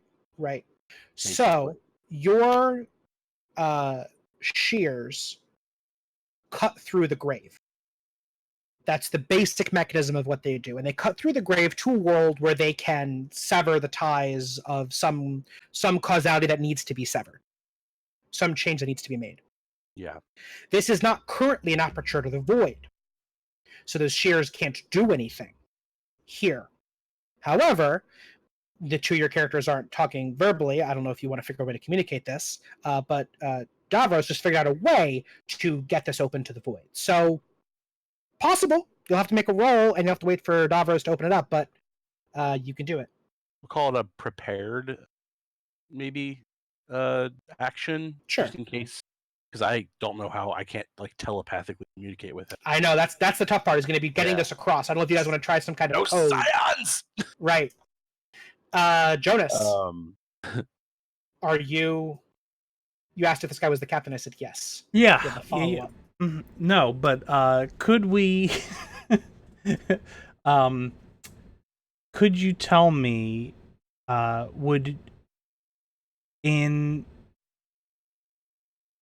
when we encountered the serpent in the shrine, there was...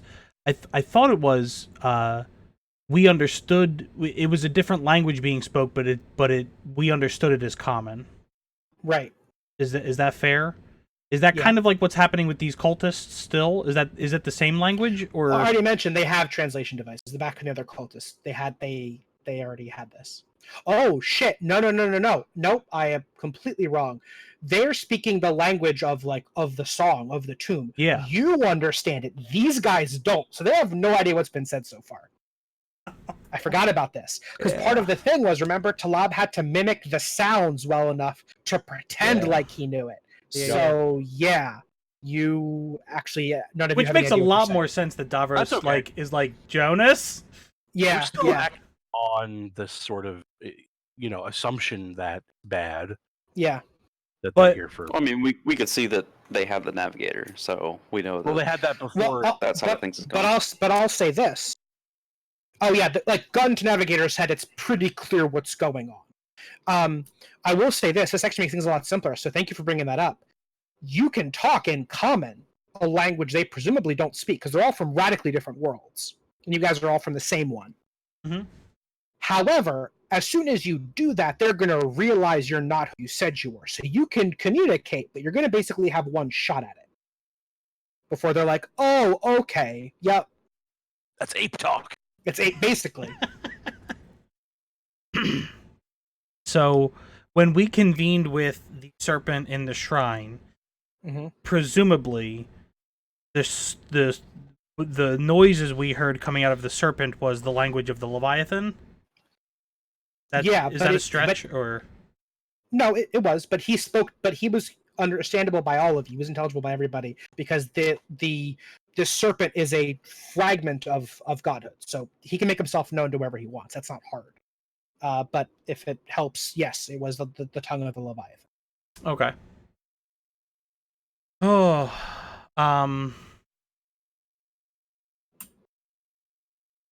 yeah. So listen, we I get what you're saying. Yeah. We gotta listen to the Leviathan and whatever. So if you could just why is she so important then? Because I thought we were coming here to add her to the crew. She was going to be part of our 6 from this. No, she's bait.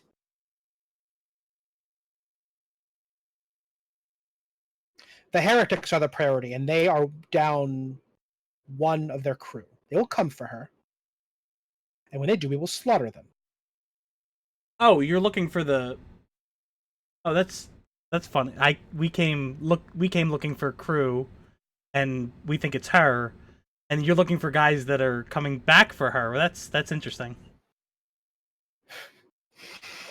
Yes, I know you pulled off this lie, but you are really pushing it. And he narrows his eyes, and he's like, "Yes, it is quite a coincidence."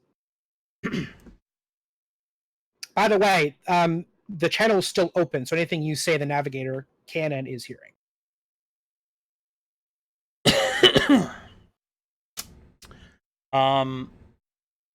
Out of character, I'm not really too sure outside of telling Davros to fire the guns at the other ship while we have 6 isolated over here, I'm not really positively sure the next step, unless we can somehow turn off the intercom and silently kill 6 of these guys.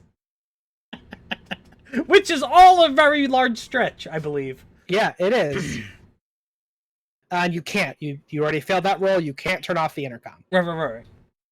So You can operate and fuck with the transport.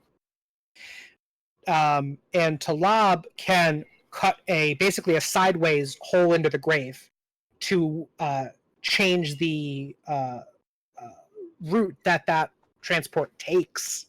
Yeah, actually, what I was thinking, but this works at only, and he was already thinking about doing that independently of me, with Davros with the transporter. If he activates it, I'd like to both try to send myself through a portal to the glass domino to where the navigator is, and also cut a hole under the platform to send their rest of their crew elsewhere. The first one first, and if the other one is possible, then that. Sure. In that order. Do they have her on their ship, or is she on the glass domino? No, she's on their ship. Okay, their ship. So no one's on the ship. No one's on the glass domino seafaring ship. Okay. Yes. My bad. On their ship, not the. So yeah, I know. I would like to, trying to reevaluate this, I would like to make one attempt to speak with the captain. I'll make that in a second. To convince him that we need to go over to his ship. That if we're truly going to wait, we were told that we need to be collecting crew. I'd like to interrogate her to find out if there's anybody else on this world worth crewizing, cruditating, and recruiting.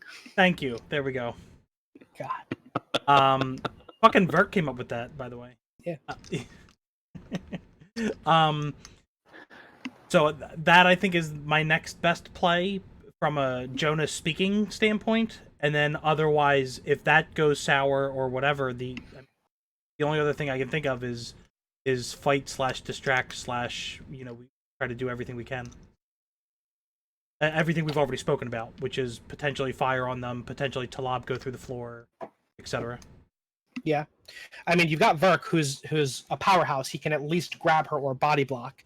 But the biggest problem is you've got one action maybe, because if one thing goes awry, or there's any conflict, they're going to shoot the navigator. So you have to either get to her first or do an action they can't see. You catch my meaning? Like, whatever you do has to be immediate, and the immediate effect has to be grabbing the navigator if you want her to live. Yeah, so my other question, really quick to interject, because I have a plan brewing in my head. The area where it sunk down on both of the ships, did they seem like they were designated for that? Or does it seem like with this stuff, we can do that pretty much anywhere on the vessel in hand?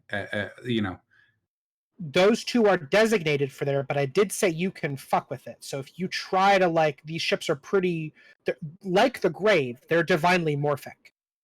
To a certain extent. You're not God, so you really can't do a whole lot right now, but maybe.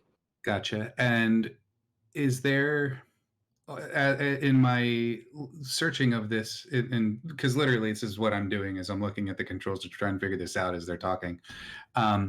In my searching of all this, is there coordinates involved with what they did, or is it more of a world right kind of a thing where it's world right? So these ships all link to a common, they link to a void in the grave. All ships can link to all other ships. So no, there's not a set of coordinates. It's simply like these two ships are currently linked. Well, not anymore, but they were to do the transport. Okay. Do you guys want 5 to come up with a plan, or do you want Jonas to try his attempt to get over to the other ship? I like Jonas's idea. Okay. All right, make your play, Jonas. But somebody somebody has to stay behind with our ship in case they show up.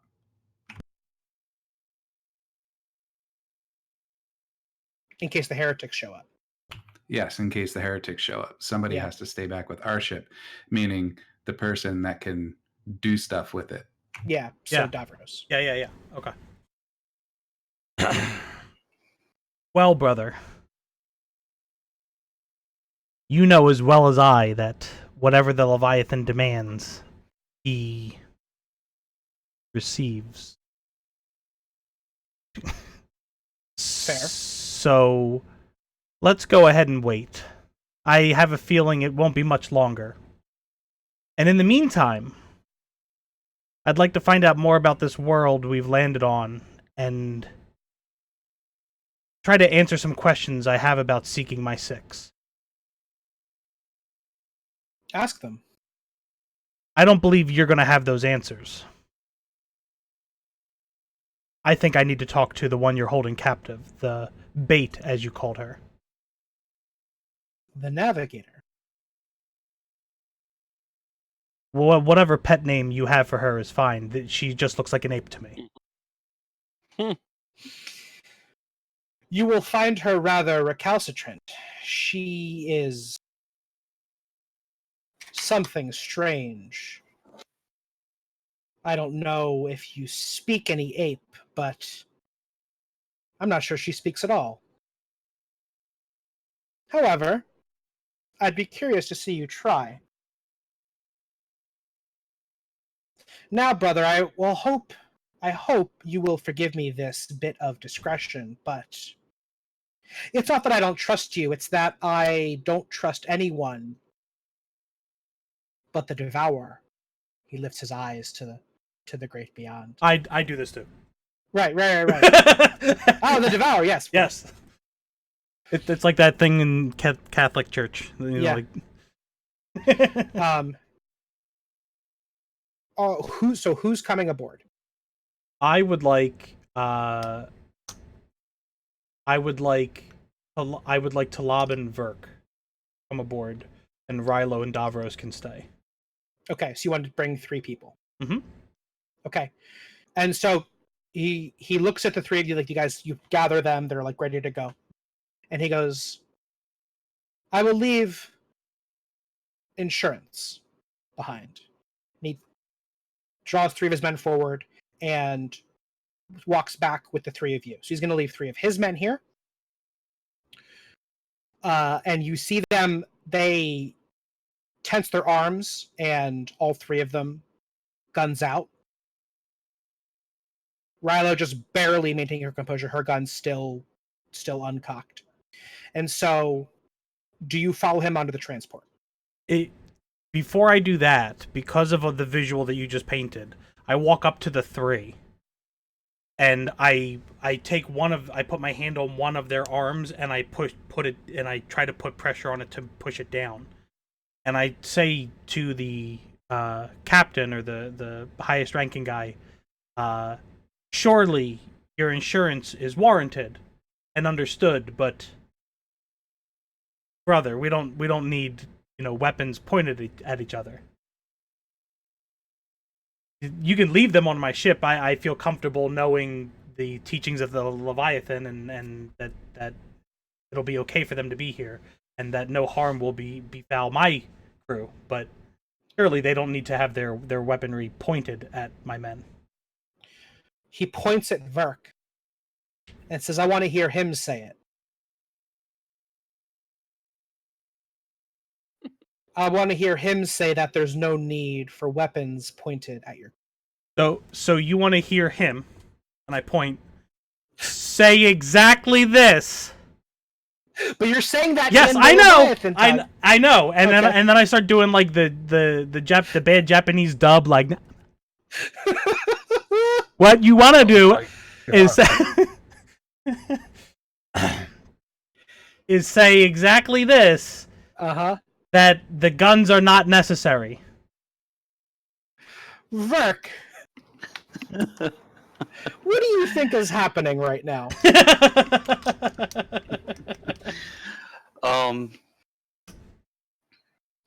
You want to fight that guy? You want me to fight him? Okay. Your funeral. Oh, let's see. I'm just gonna say, just out of all of that, like I kind of picked up that he wanted me to say something, so I'm Mhm. just gonna mutter back Yeah. the last two words that he said. Not Be- necessary. As he's beginning to open his mouth, I go, it's an absolute shame, but in devotion to the Leviathan, he lost his tongue. So,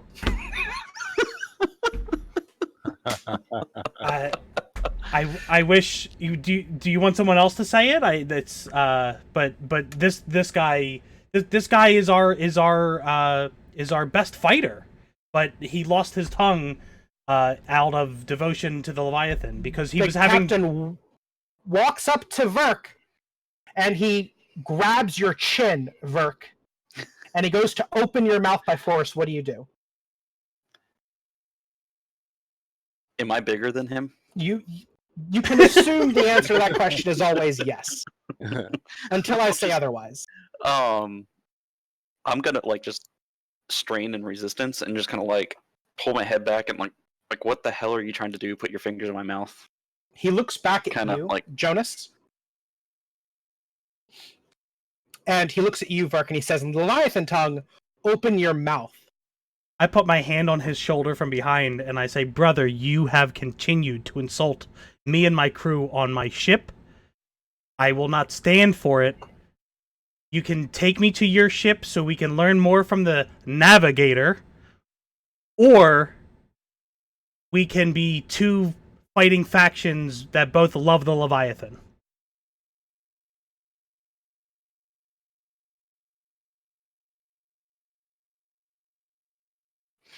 He can hear, but he can't speak. He's heard the word of the Leviathan.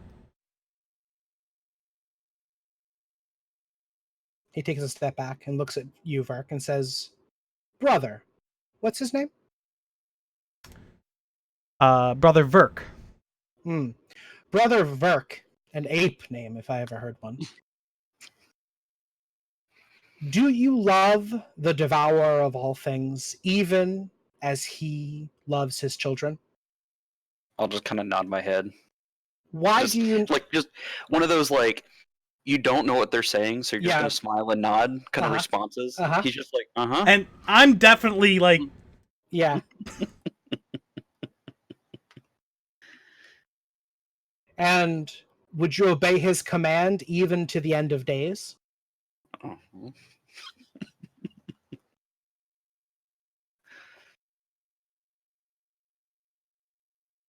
And would you kill this man? And he points at Jonas.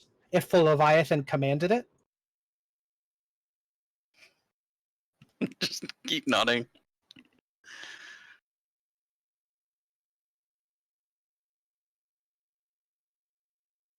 He looks at you, Jonas, and he says, let's not waste any more time. He steps on the landing pad, still leaving his 3 men behind. but their guns are not drawn.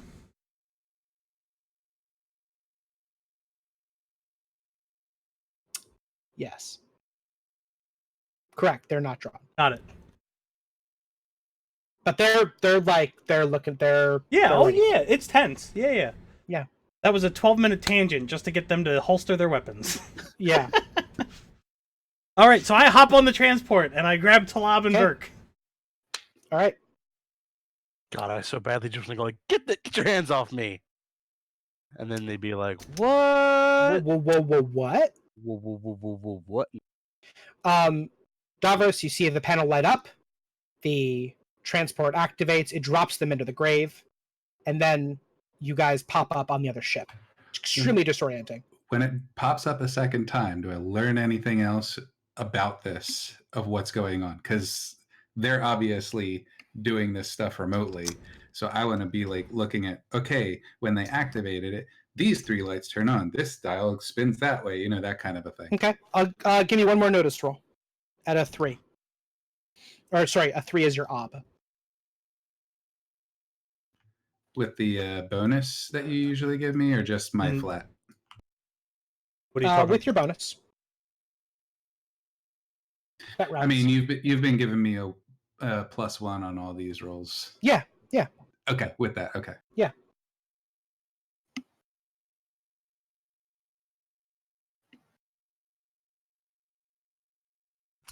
No bueno. A 1. I'm so sorry, my friend. So no, you don't gain anything. I mean, you do have. Do you? You've got a truth. Nope, not using. Okay. Okay.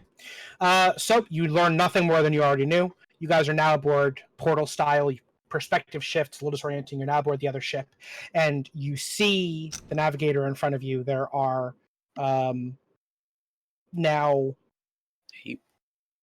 So there was 11. They left 3. So there's 8 cultists on this board, on board the ship, and 3 of them came back. So there's 5 between you and the navigator. Really 4 between you and her. 1 with the holding her physically with a gun to her neck.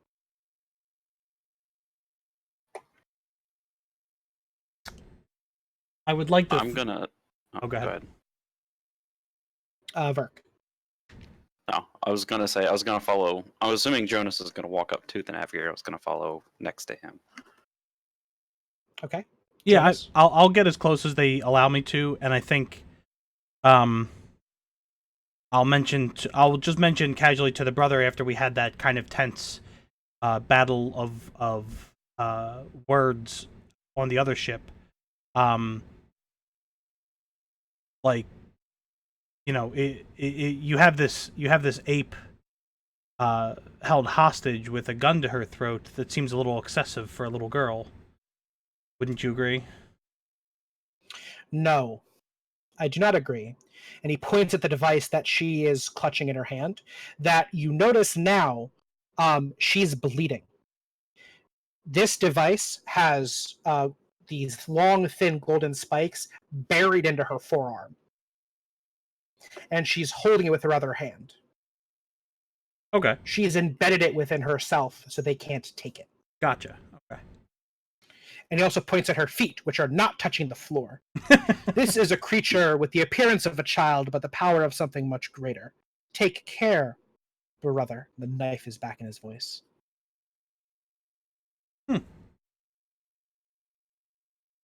But She looks at you with this wide-eyed, like, what's the fucking play?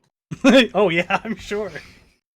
And Like she's not scared. She's just, although there's a decent pool of blood on the floor. I would like to think that as I'm walking up to her, I have a moment where, like, everybody's back is turned, except, I don't know, maybe the guy holding the gun, like, turns away for a moment or is looking at the captain for a moment. And I make the same look. And I'm, what's the play? So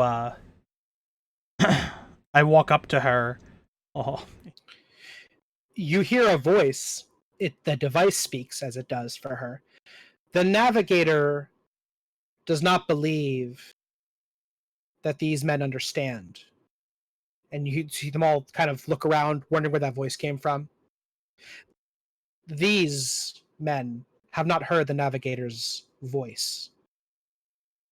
And then they look and they realize it's coming from her, and they look at you.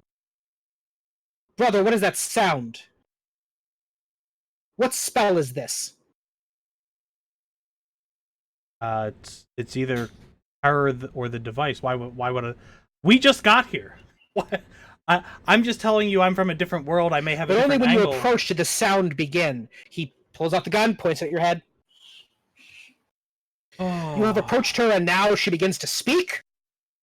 And the navigator's device once again. The navigator recommends that we all stay very calm.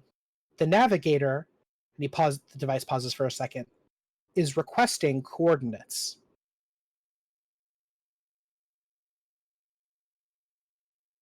The navigator has 3 coordinates in mind. Odds of successful transportation, 47%. odds of a host world that can sustain life, 17%.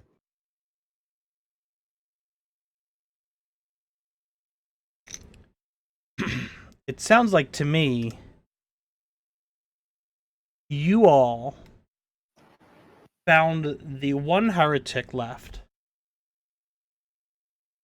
and bit off a lot more than you can chew, and are now running around pointing guns and insulting people because of your lack of faith.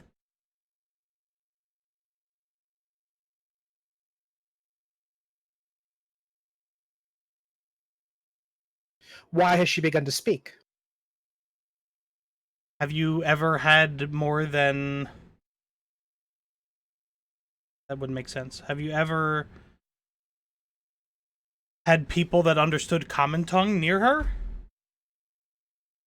You understand common tongue? Oh, but why do you think Verk cut his tongue out? He spoke it, and the Leviathan asked him not to speak it. And the reason he's part of my crew was because he had to give a sacrifice to show us that he meant his belief. Verk, although can't speak to the girl, obviously, but he understands her, and perhaps she somehow knows this and is trying to speak, and thankfully for all of our translation devices, we're able to understand.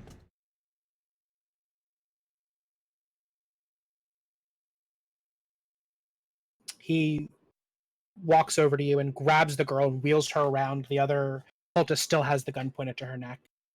And he looks down at the device.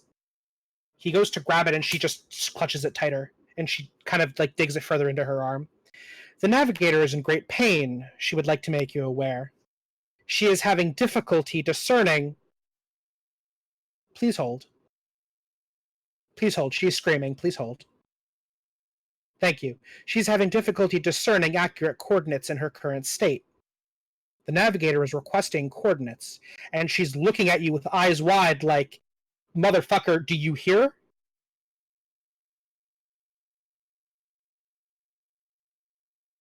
I'd suggest you take your hands away from the compass. I would say the device, to match what they're saying. From the device. And perhaps a gentler touch would coax a different response here, and perhaps some information that you have been absurdly unable to get yourself. He takes his hand off, puts at you, Verk, and at her. If he understands, can he communicate then through signs or writing what she says? No, writing's no good. He was a man of the pit. Yeah, I don't think no, he can just hear it. Like the divine language of the Leviathan and the story and the commands of the great devourer, he can only hear. It is a curse, but it is his to bear, and it is the reason why it's the reason why he has come to this faith. Tom and Verk, you understand nothing what's going on, except you can hear the navigator crying out in pain, asking for coordinates. Yeah. Do you two do anything?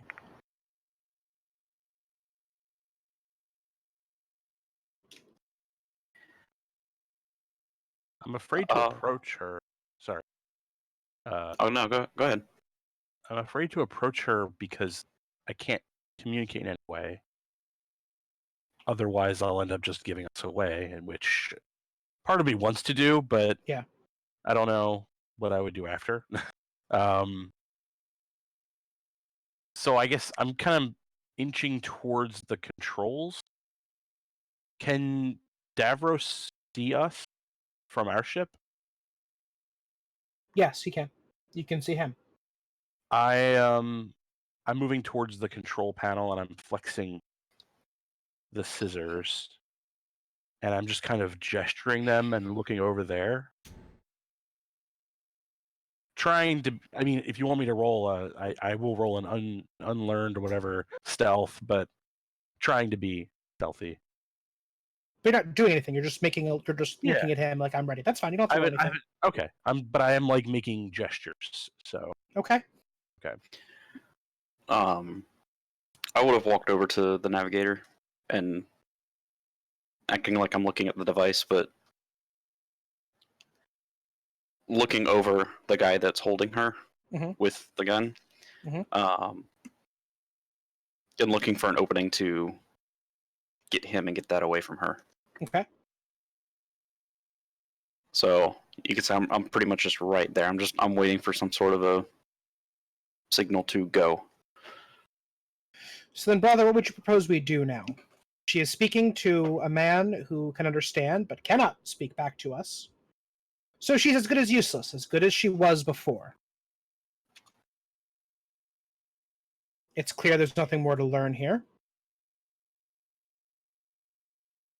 I put my hand over to the crew member that has the gun pointed at her neck, and I do the same thing that I did on my ship. I put my hand on top of the gun, and I gently try to, express to them that I want them to put the gun down.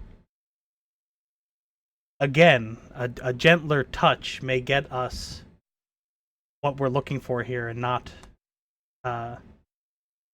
provoke anything further. The man looks at the captain. The captain, after what feels like minutes, nods. The man lowers the gun. It's still out. It's no longer pointed at her neck. The second I see that it's clearing the line to her, I will grab it and him. Yeah. Grab like one hand on the gun, pulling it further away from her, and grab him and just whip him around to get him as far away from her, throwing him to the floor. Okay, so that's initiative. There's no way that isn't the fight. Cool? Yeah. I mean, that's not what I want to happen, but okay. I mean, she's clear, and now there's, I mean... Yeah. Yeah. Okay. So, Verk, I'll give you a surprise roll. You're going to roll me fight against a base ob of 2. He's not going to get a defense roll for this because he's not expecting it. Just for if it happens to work out, if I'm able to like almost go more over kind of thing. I'm trying to get him to almost flip over to land on his head as he hits the ground. Sure. But yeah, let's see here. It is very clearly an assault. It is not like a nudge. Skylar, please back up.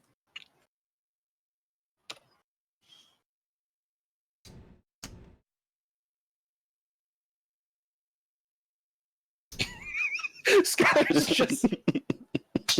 She's just... That's the navigator. That's the navigator, yes. There she is, yeah. So I got a 4. Okay, against a knob 2. Not successful style, but success nonetheless. You flip the guy. He's going to be out for exactly 1 round, and the fight's going to start.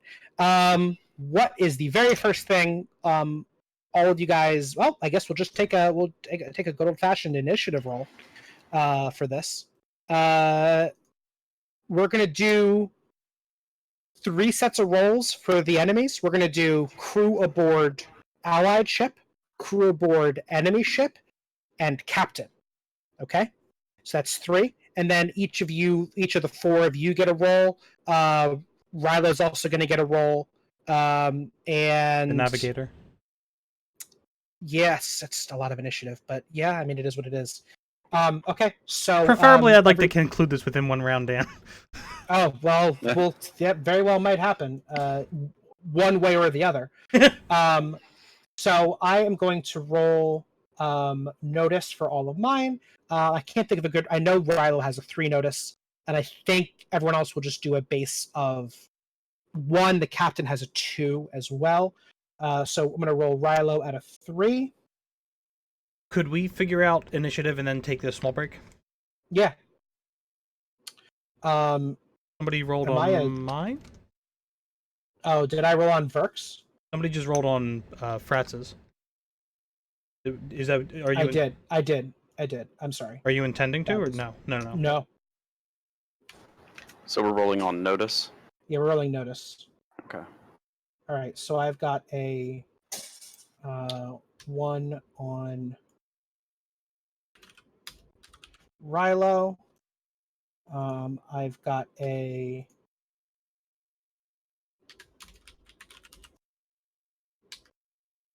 1 on the captain.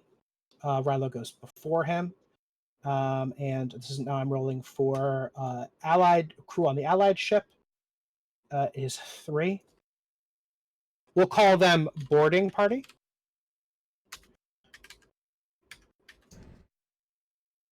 And now I'm rolling for the we'll call them the defense party. The enemy crew aboard the enemy ship, -2.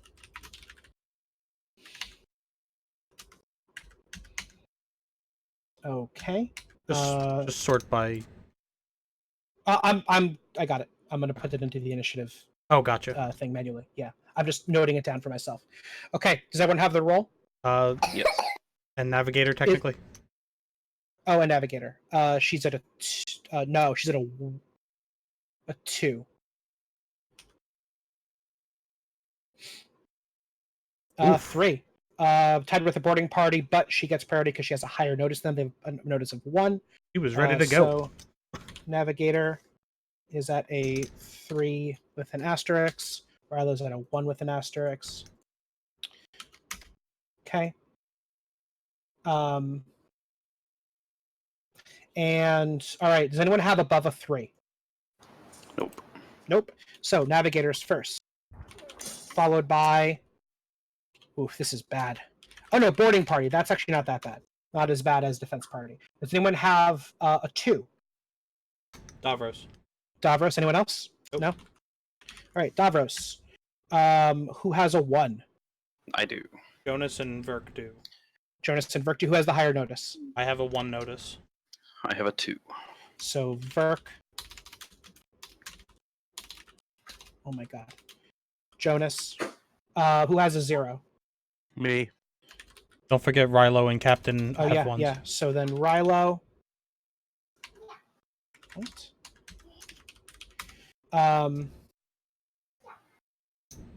Cultist captain. And Talab.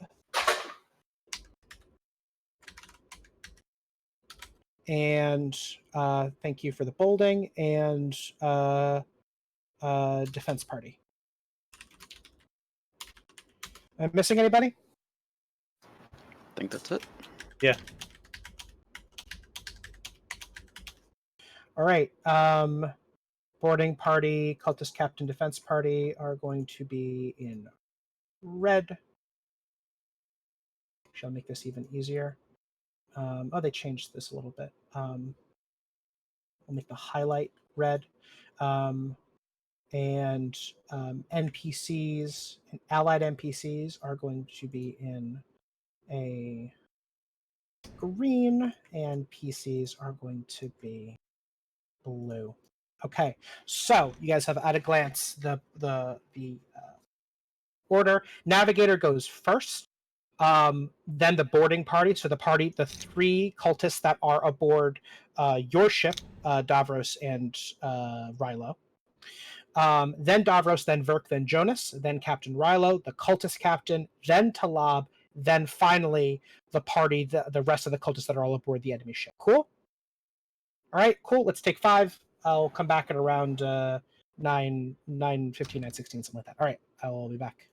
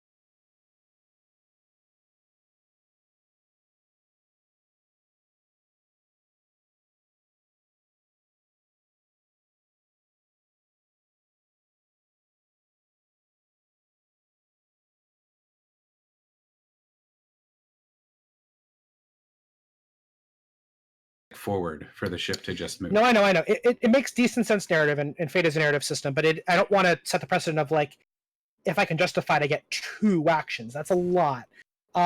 Let's call it,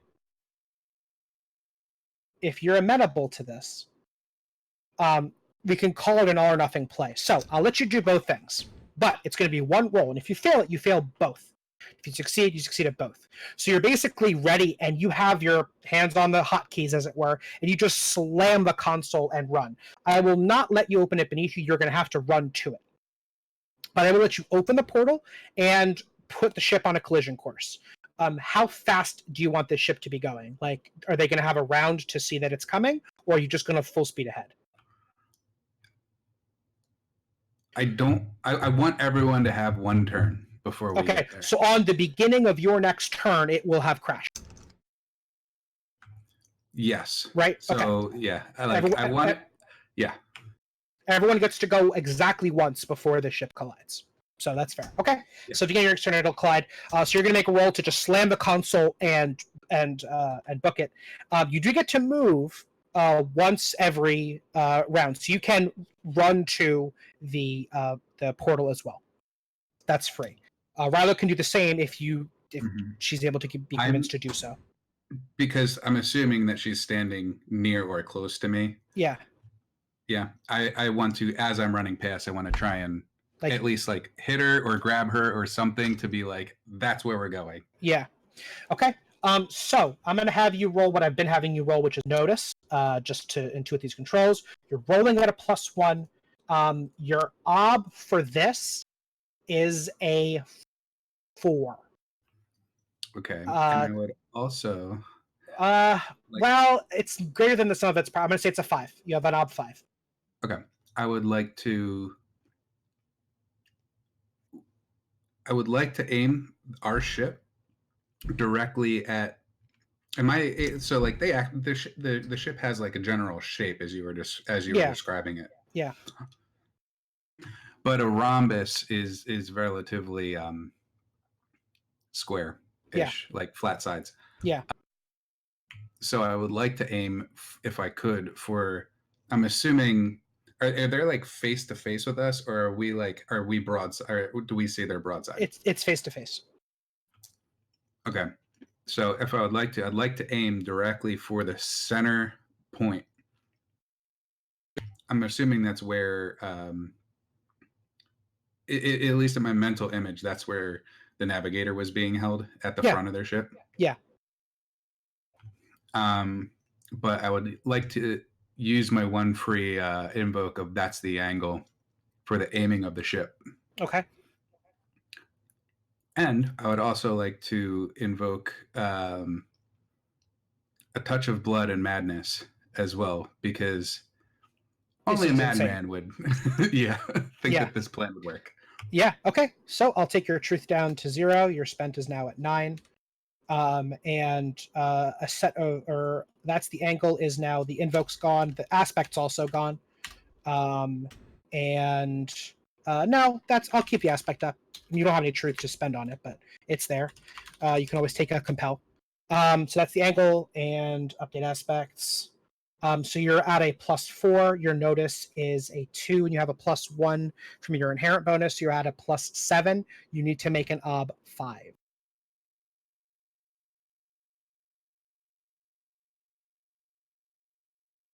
Watching. I wish the Twitch chat would update quicker, because it'd be a cool. A 6. Oh, got it by 1, my friend. Well done. So you just like punch it. Your hand just slides across the controls. You don't touch of blood and madness. You don't check to see as you're turning. You don't know if you succeeded. You just hit it and pray. Do you say anything to Rilo? I'm just gonna yell run. The ship just lurches forward. Everyone kind of staggers. So I said that the ships normally just kind of, they're not moving with like thrust. You're purposely making it to do that. You are giving it thrust. So the ship kind of lurches awkwardly forward. You get to the transport pad. We're going to say the ships now have 2 zones. Zone 1 is the pad. Zone 2 is the rest of the ship. Both each of them have 2 zones. Verk, you see the ship just start. You're right at the front with the navigator. You throw the guy. You look up. You see the ship like lurch and start ramming towards you, and Davros running towards the back of the ship to the pad. Ryla still has her gun drawn. Would my yell of run, since the comms are open? Comms are open, yeah, and it's in common, yeah. Okay. Yeah.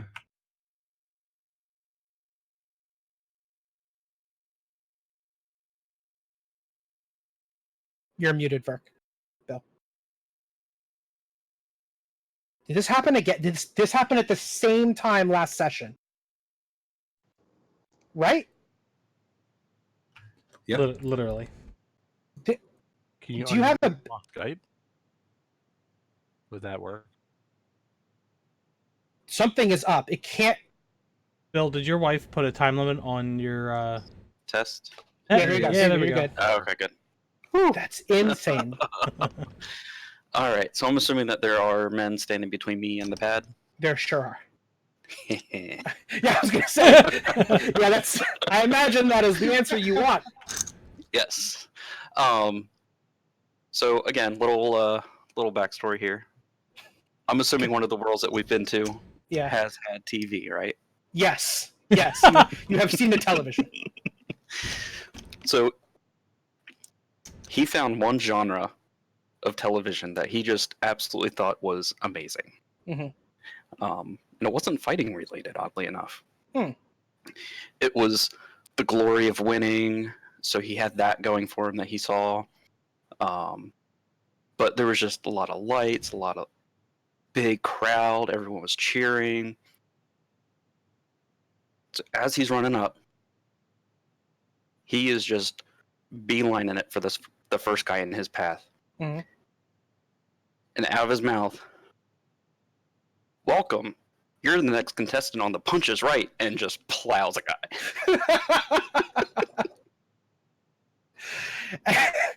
On the Punch is Right, and as you say, right, it's a right hook. Yep. Square in the nose. Boom. Again, You same hear thing. you hear the dinging sound of the lights go up on the game show.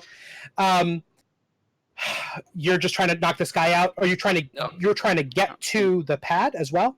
Trying to just punch him as I'm running through, Mhm. but going toward the pad. Okay. Just taking one of them out while I'm running. Okay. Are you taking the navigator with you?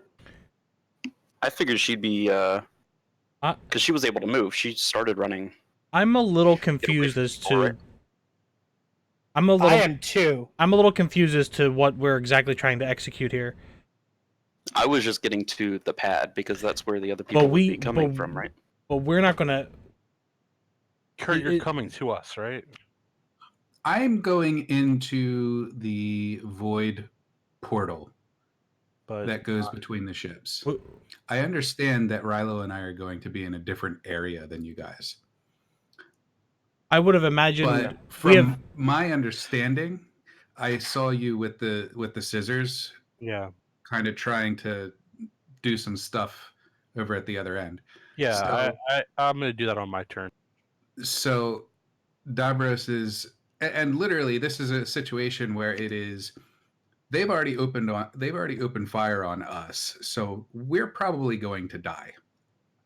So at the very least, Davros dies first, and Talab doesn't die first. So the cathedral is still a possibility, and it gives you guys an opportunity to get out of there, because if they're firing at us, I'm assuming that they're firing at you guys. Okay, so let's get on the same page. So your plan is to get the ship towards them, so they have to shoot the ship down, not shoot the party, right? Am I reading that correctly? They can choose one or the other. But what's your objective? My objective is to give them an escape route. To give Talab, Verk, the Navigator, and Jonas an escape route. Oh, right. The objective wasn't necessarily to open the portal on your side. You did that because it opens the portal on theirs too. So now they have an open portal. I got you. Yes. So Verk is doing what you want. He's getting to the escape route. Yes, Okay. that is what my intent was to open an escape route for them. Yeah. And so got it. your thought is that in the void, Talab's going to be able to cut through and take us to wherever we need to go.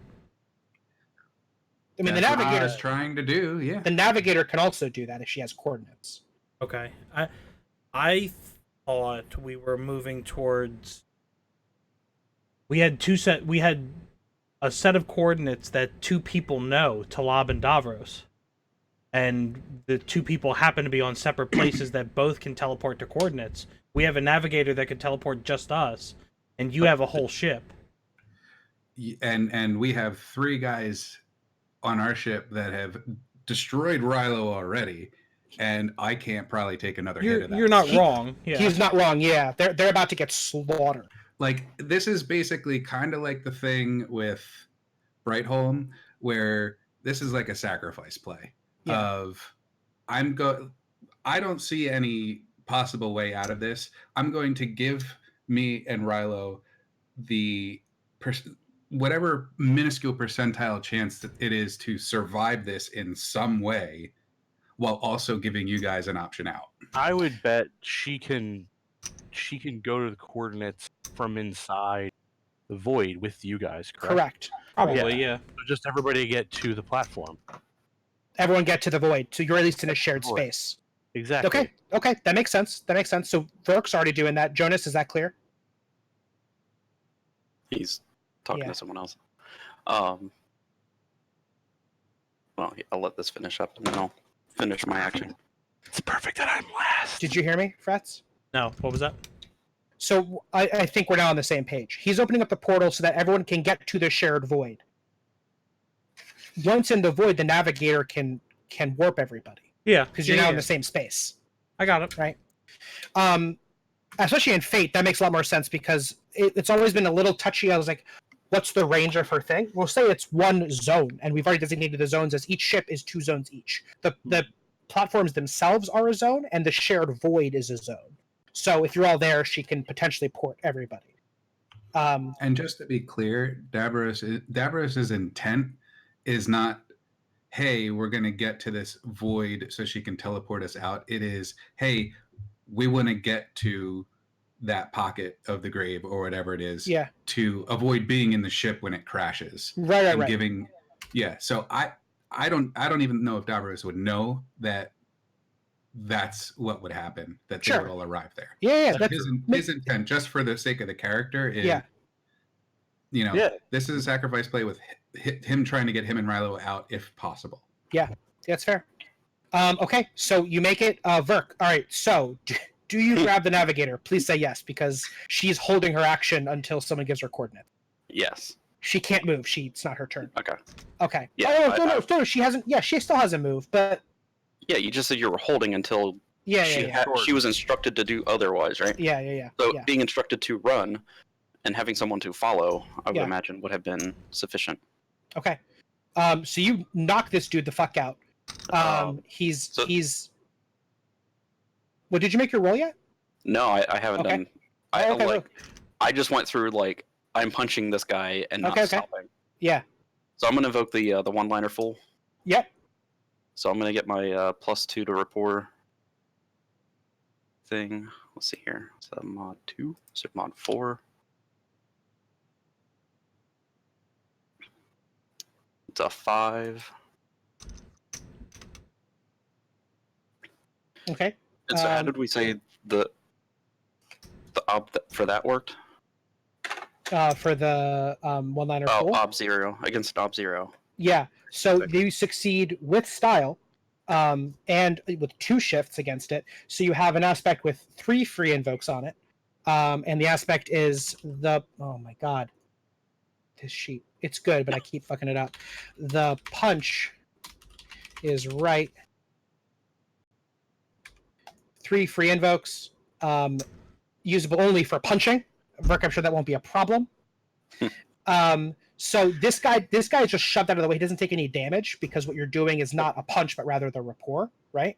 Well, that was just from that. That was supposed to be a separate action then, or a separate roll to establish the.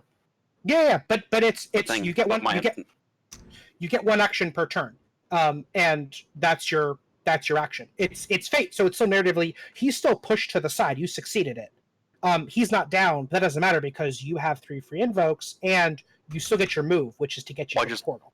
I just remember, like with the last one, with the pain train, it was I got my invokes, and the attack went through. Did we? Is that what we did? Okay.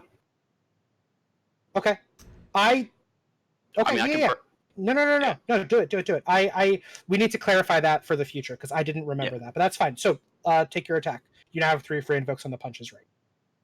So I'm gonna go ahead and just use one of those. Sure. I'll bring it down to 2. That'll go down to 2. So it's a +2 to my +4. It's +6. So +6. And let's total see of 5. Right? Oh no, that was your report. Let's see here. No, I'm trying to think if I actually want to burn a truth since I'm low on that. Let's see here. Well, if it helps, you've got 12 minutes left in the session. Yeah, fast to fists. Okay. We'll just do that and go to 6. That, and then burn my truth. So that's a +8. And I still managed a 4. Wow. Jeez. Yeah, -1. Yeah. Oh no, you rolled. You have the wrong. You're at a +8. You have a fight of 4. You have a +2 from the punches right and a +2 from burning your truth. So your roll is a 6. 6. Okay. Okay. This guy's going to roll athletics.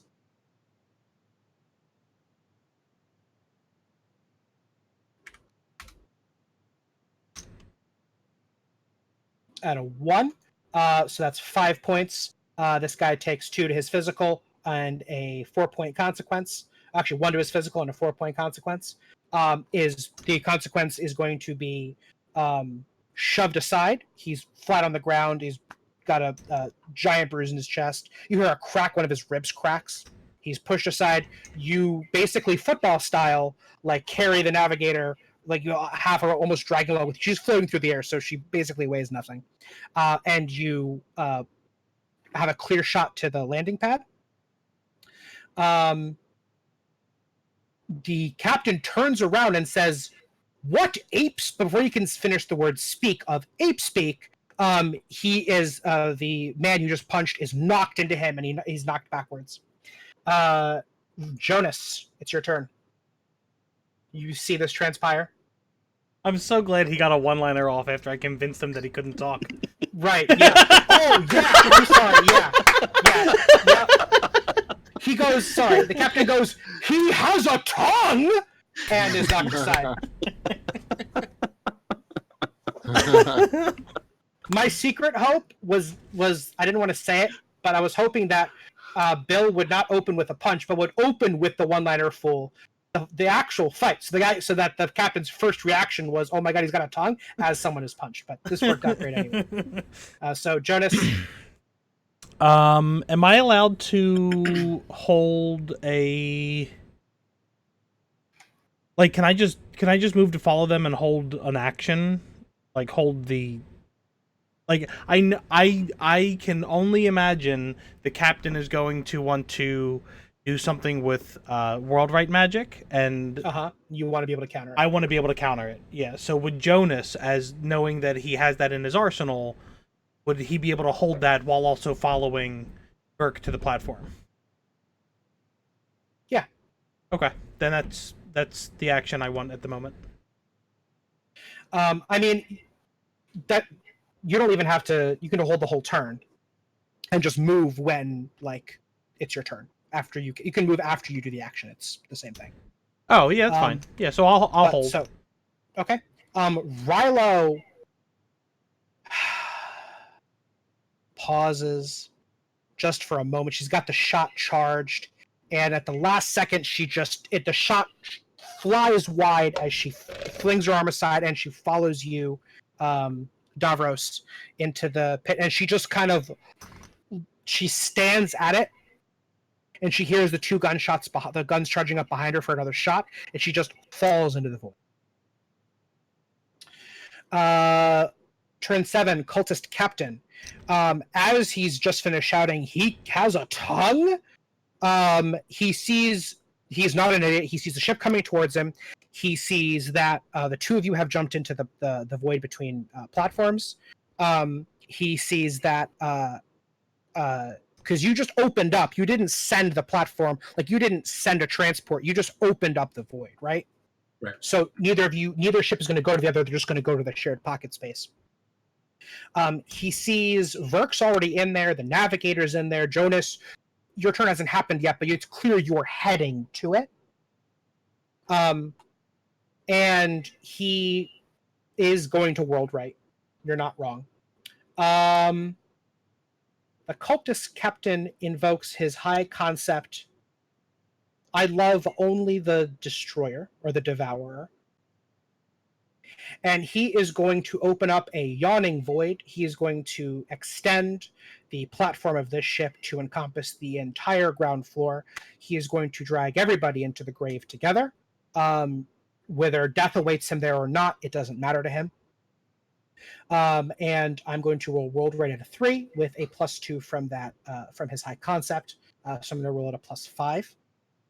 Do you want to counter this? You see him look at you, and he just takes with one hand the image of the lip of that yawning void, and the world he's going to invoke is broken marble, the favored world of the Leviathan. And the ship shimmers and changes. You see the outline of it start to kind of warp and curve upon itself, and he is not changing the size of the ship as much as he is changing the size of the void aperture itself. And the ship cracks and yawns under it as this void slowly starts to open up like a black hole and just consume the ship around it. He's going to destroy the entire ship. And basically let the void go unfettered. He's going to remove the restrictions around it, remove all of the controls and all of the energy that's keeping it as a stable transport, and just completely blow it wide open. Do you counter it? To bring all of us into the grave, or to bring wherever this is going, he's going to suck the entire ship into it. The ship's going to like invert and destroy itself, and everyone's going to fall into this.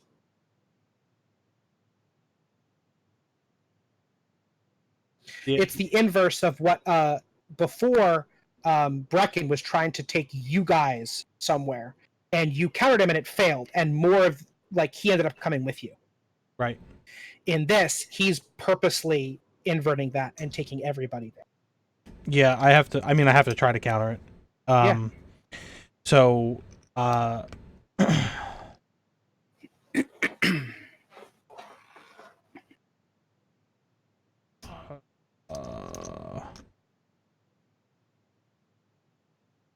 yeah. So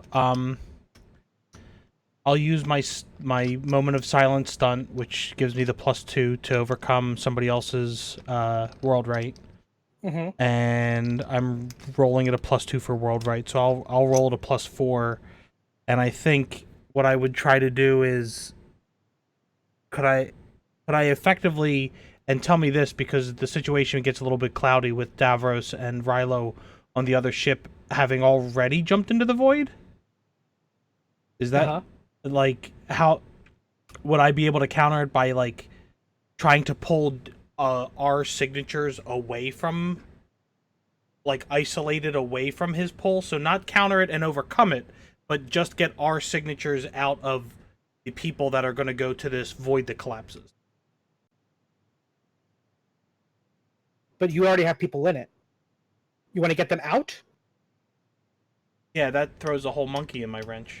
No, that kind of makes sense. I want to pull them out and then keep the ones that are the 4 of us that are still out, and let him take his crew in. You're gonna flip it. Yeah. This entire he's going to accomplish what he wants to do. You're letting him open it up, and the ship cracks, and everyone gets sucked in. Except you're now, instead of adding people, you're also then just like deselecting you guys. You're creating like a side void. Yeah. It's yeah. And where are you guys going to be? Well, actually, I don't think you get to choose that. You're just not going into the void with them. I would assume that I am currently situated on a ship that's floating above the glass domino. Correct. That we would just fall onto the deck of the glass domino. Oh, we'll see what happens. Yeah, because Take a lot of falling damage. Well, I mean, That's true. I don't want to do that, but either way, yeah. Okay. Yeah, that makes sense. All right, so it's a +5 versus a +4. yay! Make your roll, my friend. Good luck, everybody. Mhm. Did I roll on worksheet? No. Where's my roll? There it is. That took a while. Why am I seeing an ad on the Twitch stream? What? Oh, I'm not powerful enough not to disable ads, or your ad blocker stop Twitch working. does that from time to time. How they pay Is for there their? It's how they pay for their bits. I don't Fine. even see a timer on it. How do I know when it is done? It's never done. Jeez, oh my god, it's this just is perpetual. fucking stupid. Here, we're back. Okay, You jeez. don't I subscribe? rolled at a +4. I rolled a 5 total. I do. Oh, I don't have the resubscribe. Resubscribe free with Twitch Prime. Boom. You're now subscribed again. Whew, Oh, nice. that was gross. No, it's not for you. It's just that I don't have to deal with ads. So your total roll is a 5? Yes. Okay.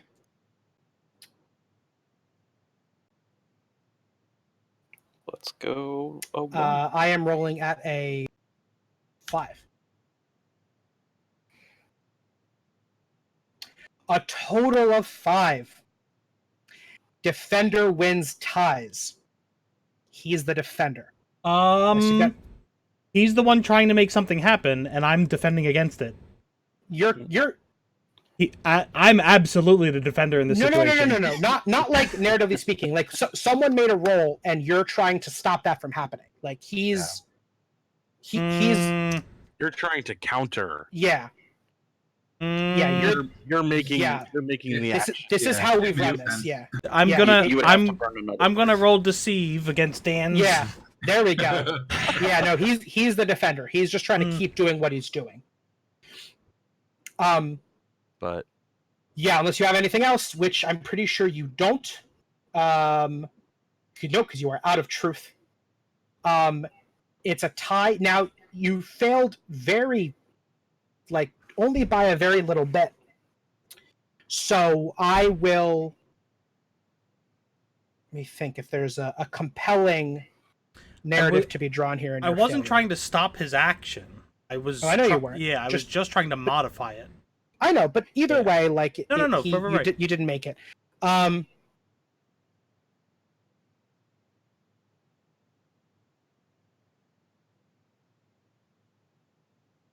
No, I think it's more interesting if we just let it be a failure.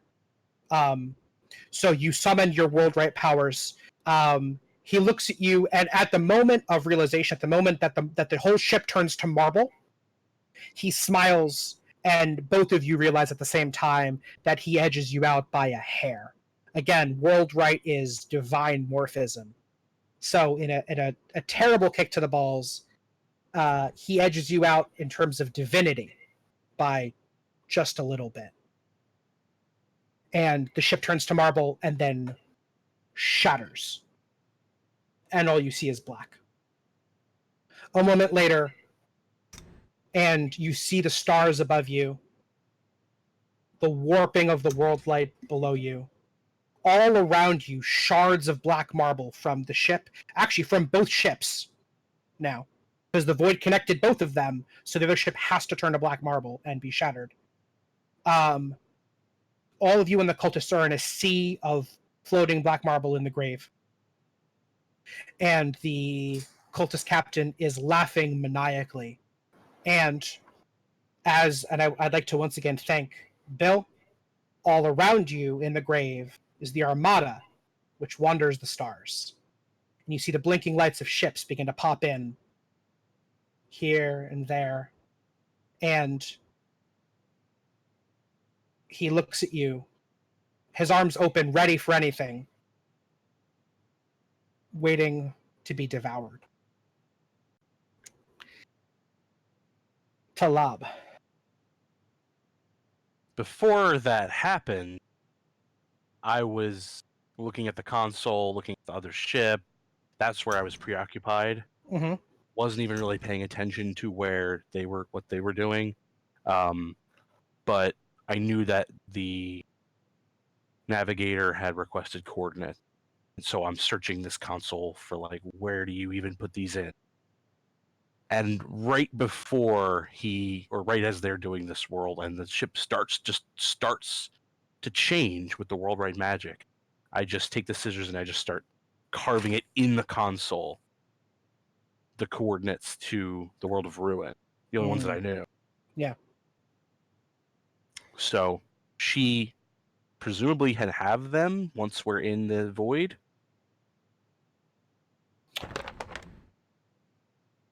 That's my way of giving them to her. Is that your action? Yeah. Okay. So all around you now, you're covered in shards of black marble. Floating around, some of them are marked with gold, and it shimmers in the starlight. And the navigator floats there, holding her arms, the blood now pooling around her, and she looks, catches them all, and sees.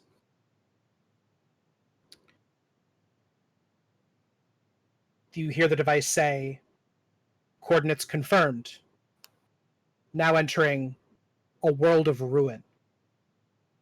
Until now, none of you knew the nature of this world. And in a blink, you are transported. We're going to get 4 aspects for this world. I know we're out of time for the session today, but let's start with just one. I want to get an idea of where we are. Talab, since you're the one who took us here, give me the first aspect for this world and give me a brief description. It is a vast open meadow. No, in the immediate area at least, there seems to be just flowers, purple flowers, as far as the eye can see. And the effect that we feel immediately is that of amnesia starting to take hold. It's a world of, well, they're purple, but it's a world of poppy. So what's being ruined is your mind. Yes.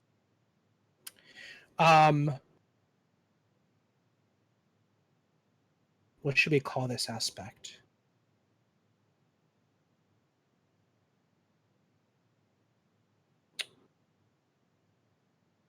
The poppies of a ruined mind? Maybe this is a little too funny for this, I don't know, but the sweet smell of thing. You cut out the sweet smell of... The sweet smell of something, or I can't remember. I like it. It's punchy, but it's hard to evoke and compel that. Let's make it a little more direct. I think the poppies of a ruined mind is direct. There are poppies, and they are as you inhale the aroma of the... Yeah. This world slowly takes from you your mind. Okay. That works. Poppies of a ruined mind. So you're all in here, cultists included. As you land, the first thing you forget is why you were fighting.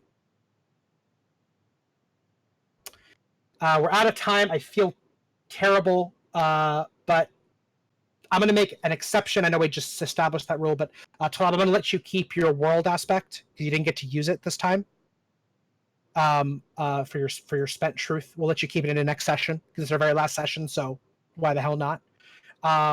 And so we end with the party finding themselves in this dark place, a meadow full of purple flowers, and their minds slowly turning to ruin, with almost no way out. And I should remind you, the ruining mind of a navigator. The only way out, because both ships are turned into innumerable shards of broken marble. So you are once again stranded, this time with no hope. All right, gents, next week is the final session. We end this there for good or for ill. I hope you guys make it out of here alive. And you may want to, especially at this point, the initiative is going to be over, but clearly there is going to be some semblance of a conflict coming. You guys might want to talk amongst yourselves to think about what a crude plan might be to get your way out of this mess. And also, your task as it is, as we established, when you go to a new world, everyone makes an aspect. Each of you, Frats, Bill, and Kurt, are going to have to give me an aspect next session for this world to describe what it is about this world of ruin, a tangible substance, and an aspect for it. So with that, have a good night, and I'll see you all next week. Thanks everyone for tuning in, and tune in next week to see this story conclude. Thanks, Dan. Thank you. Yeah. Thanks, guys. So let's see if I can figure this out here. If I go to studio mode and I AFK it. Yeah.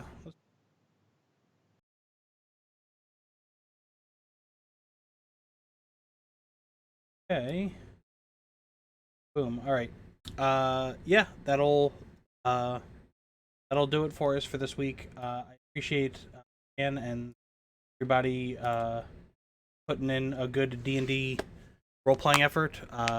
Thank you for everybody who tuned in. Thanks for a couple people stopped by in chat and resub from Milky Teats. I appreciate it, man. Thanks for stopping by and supporting us.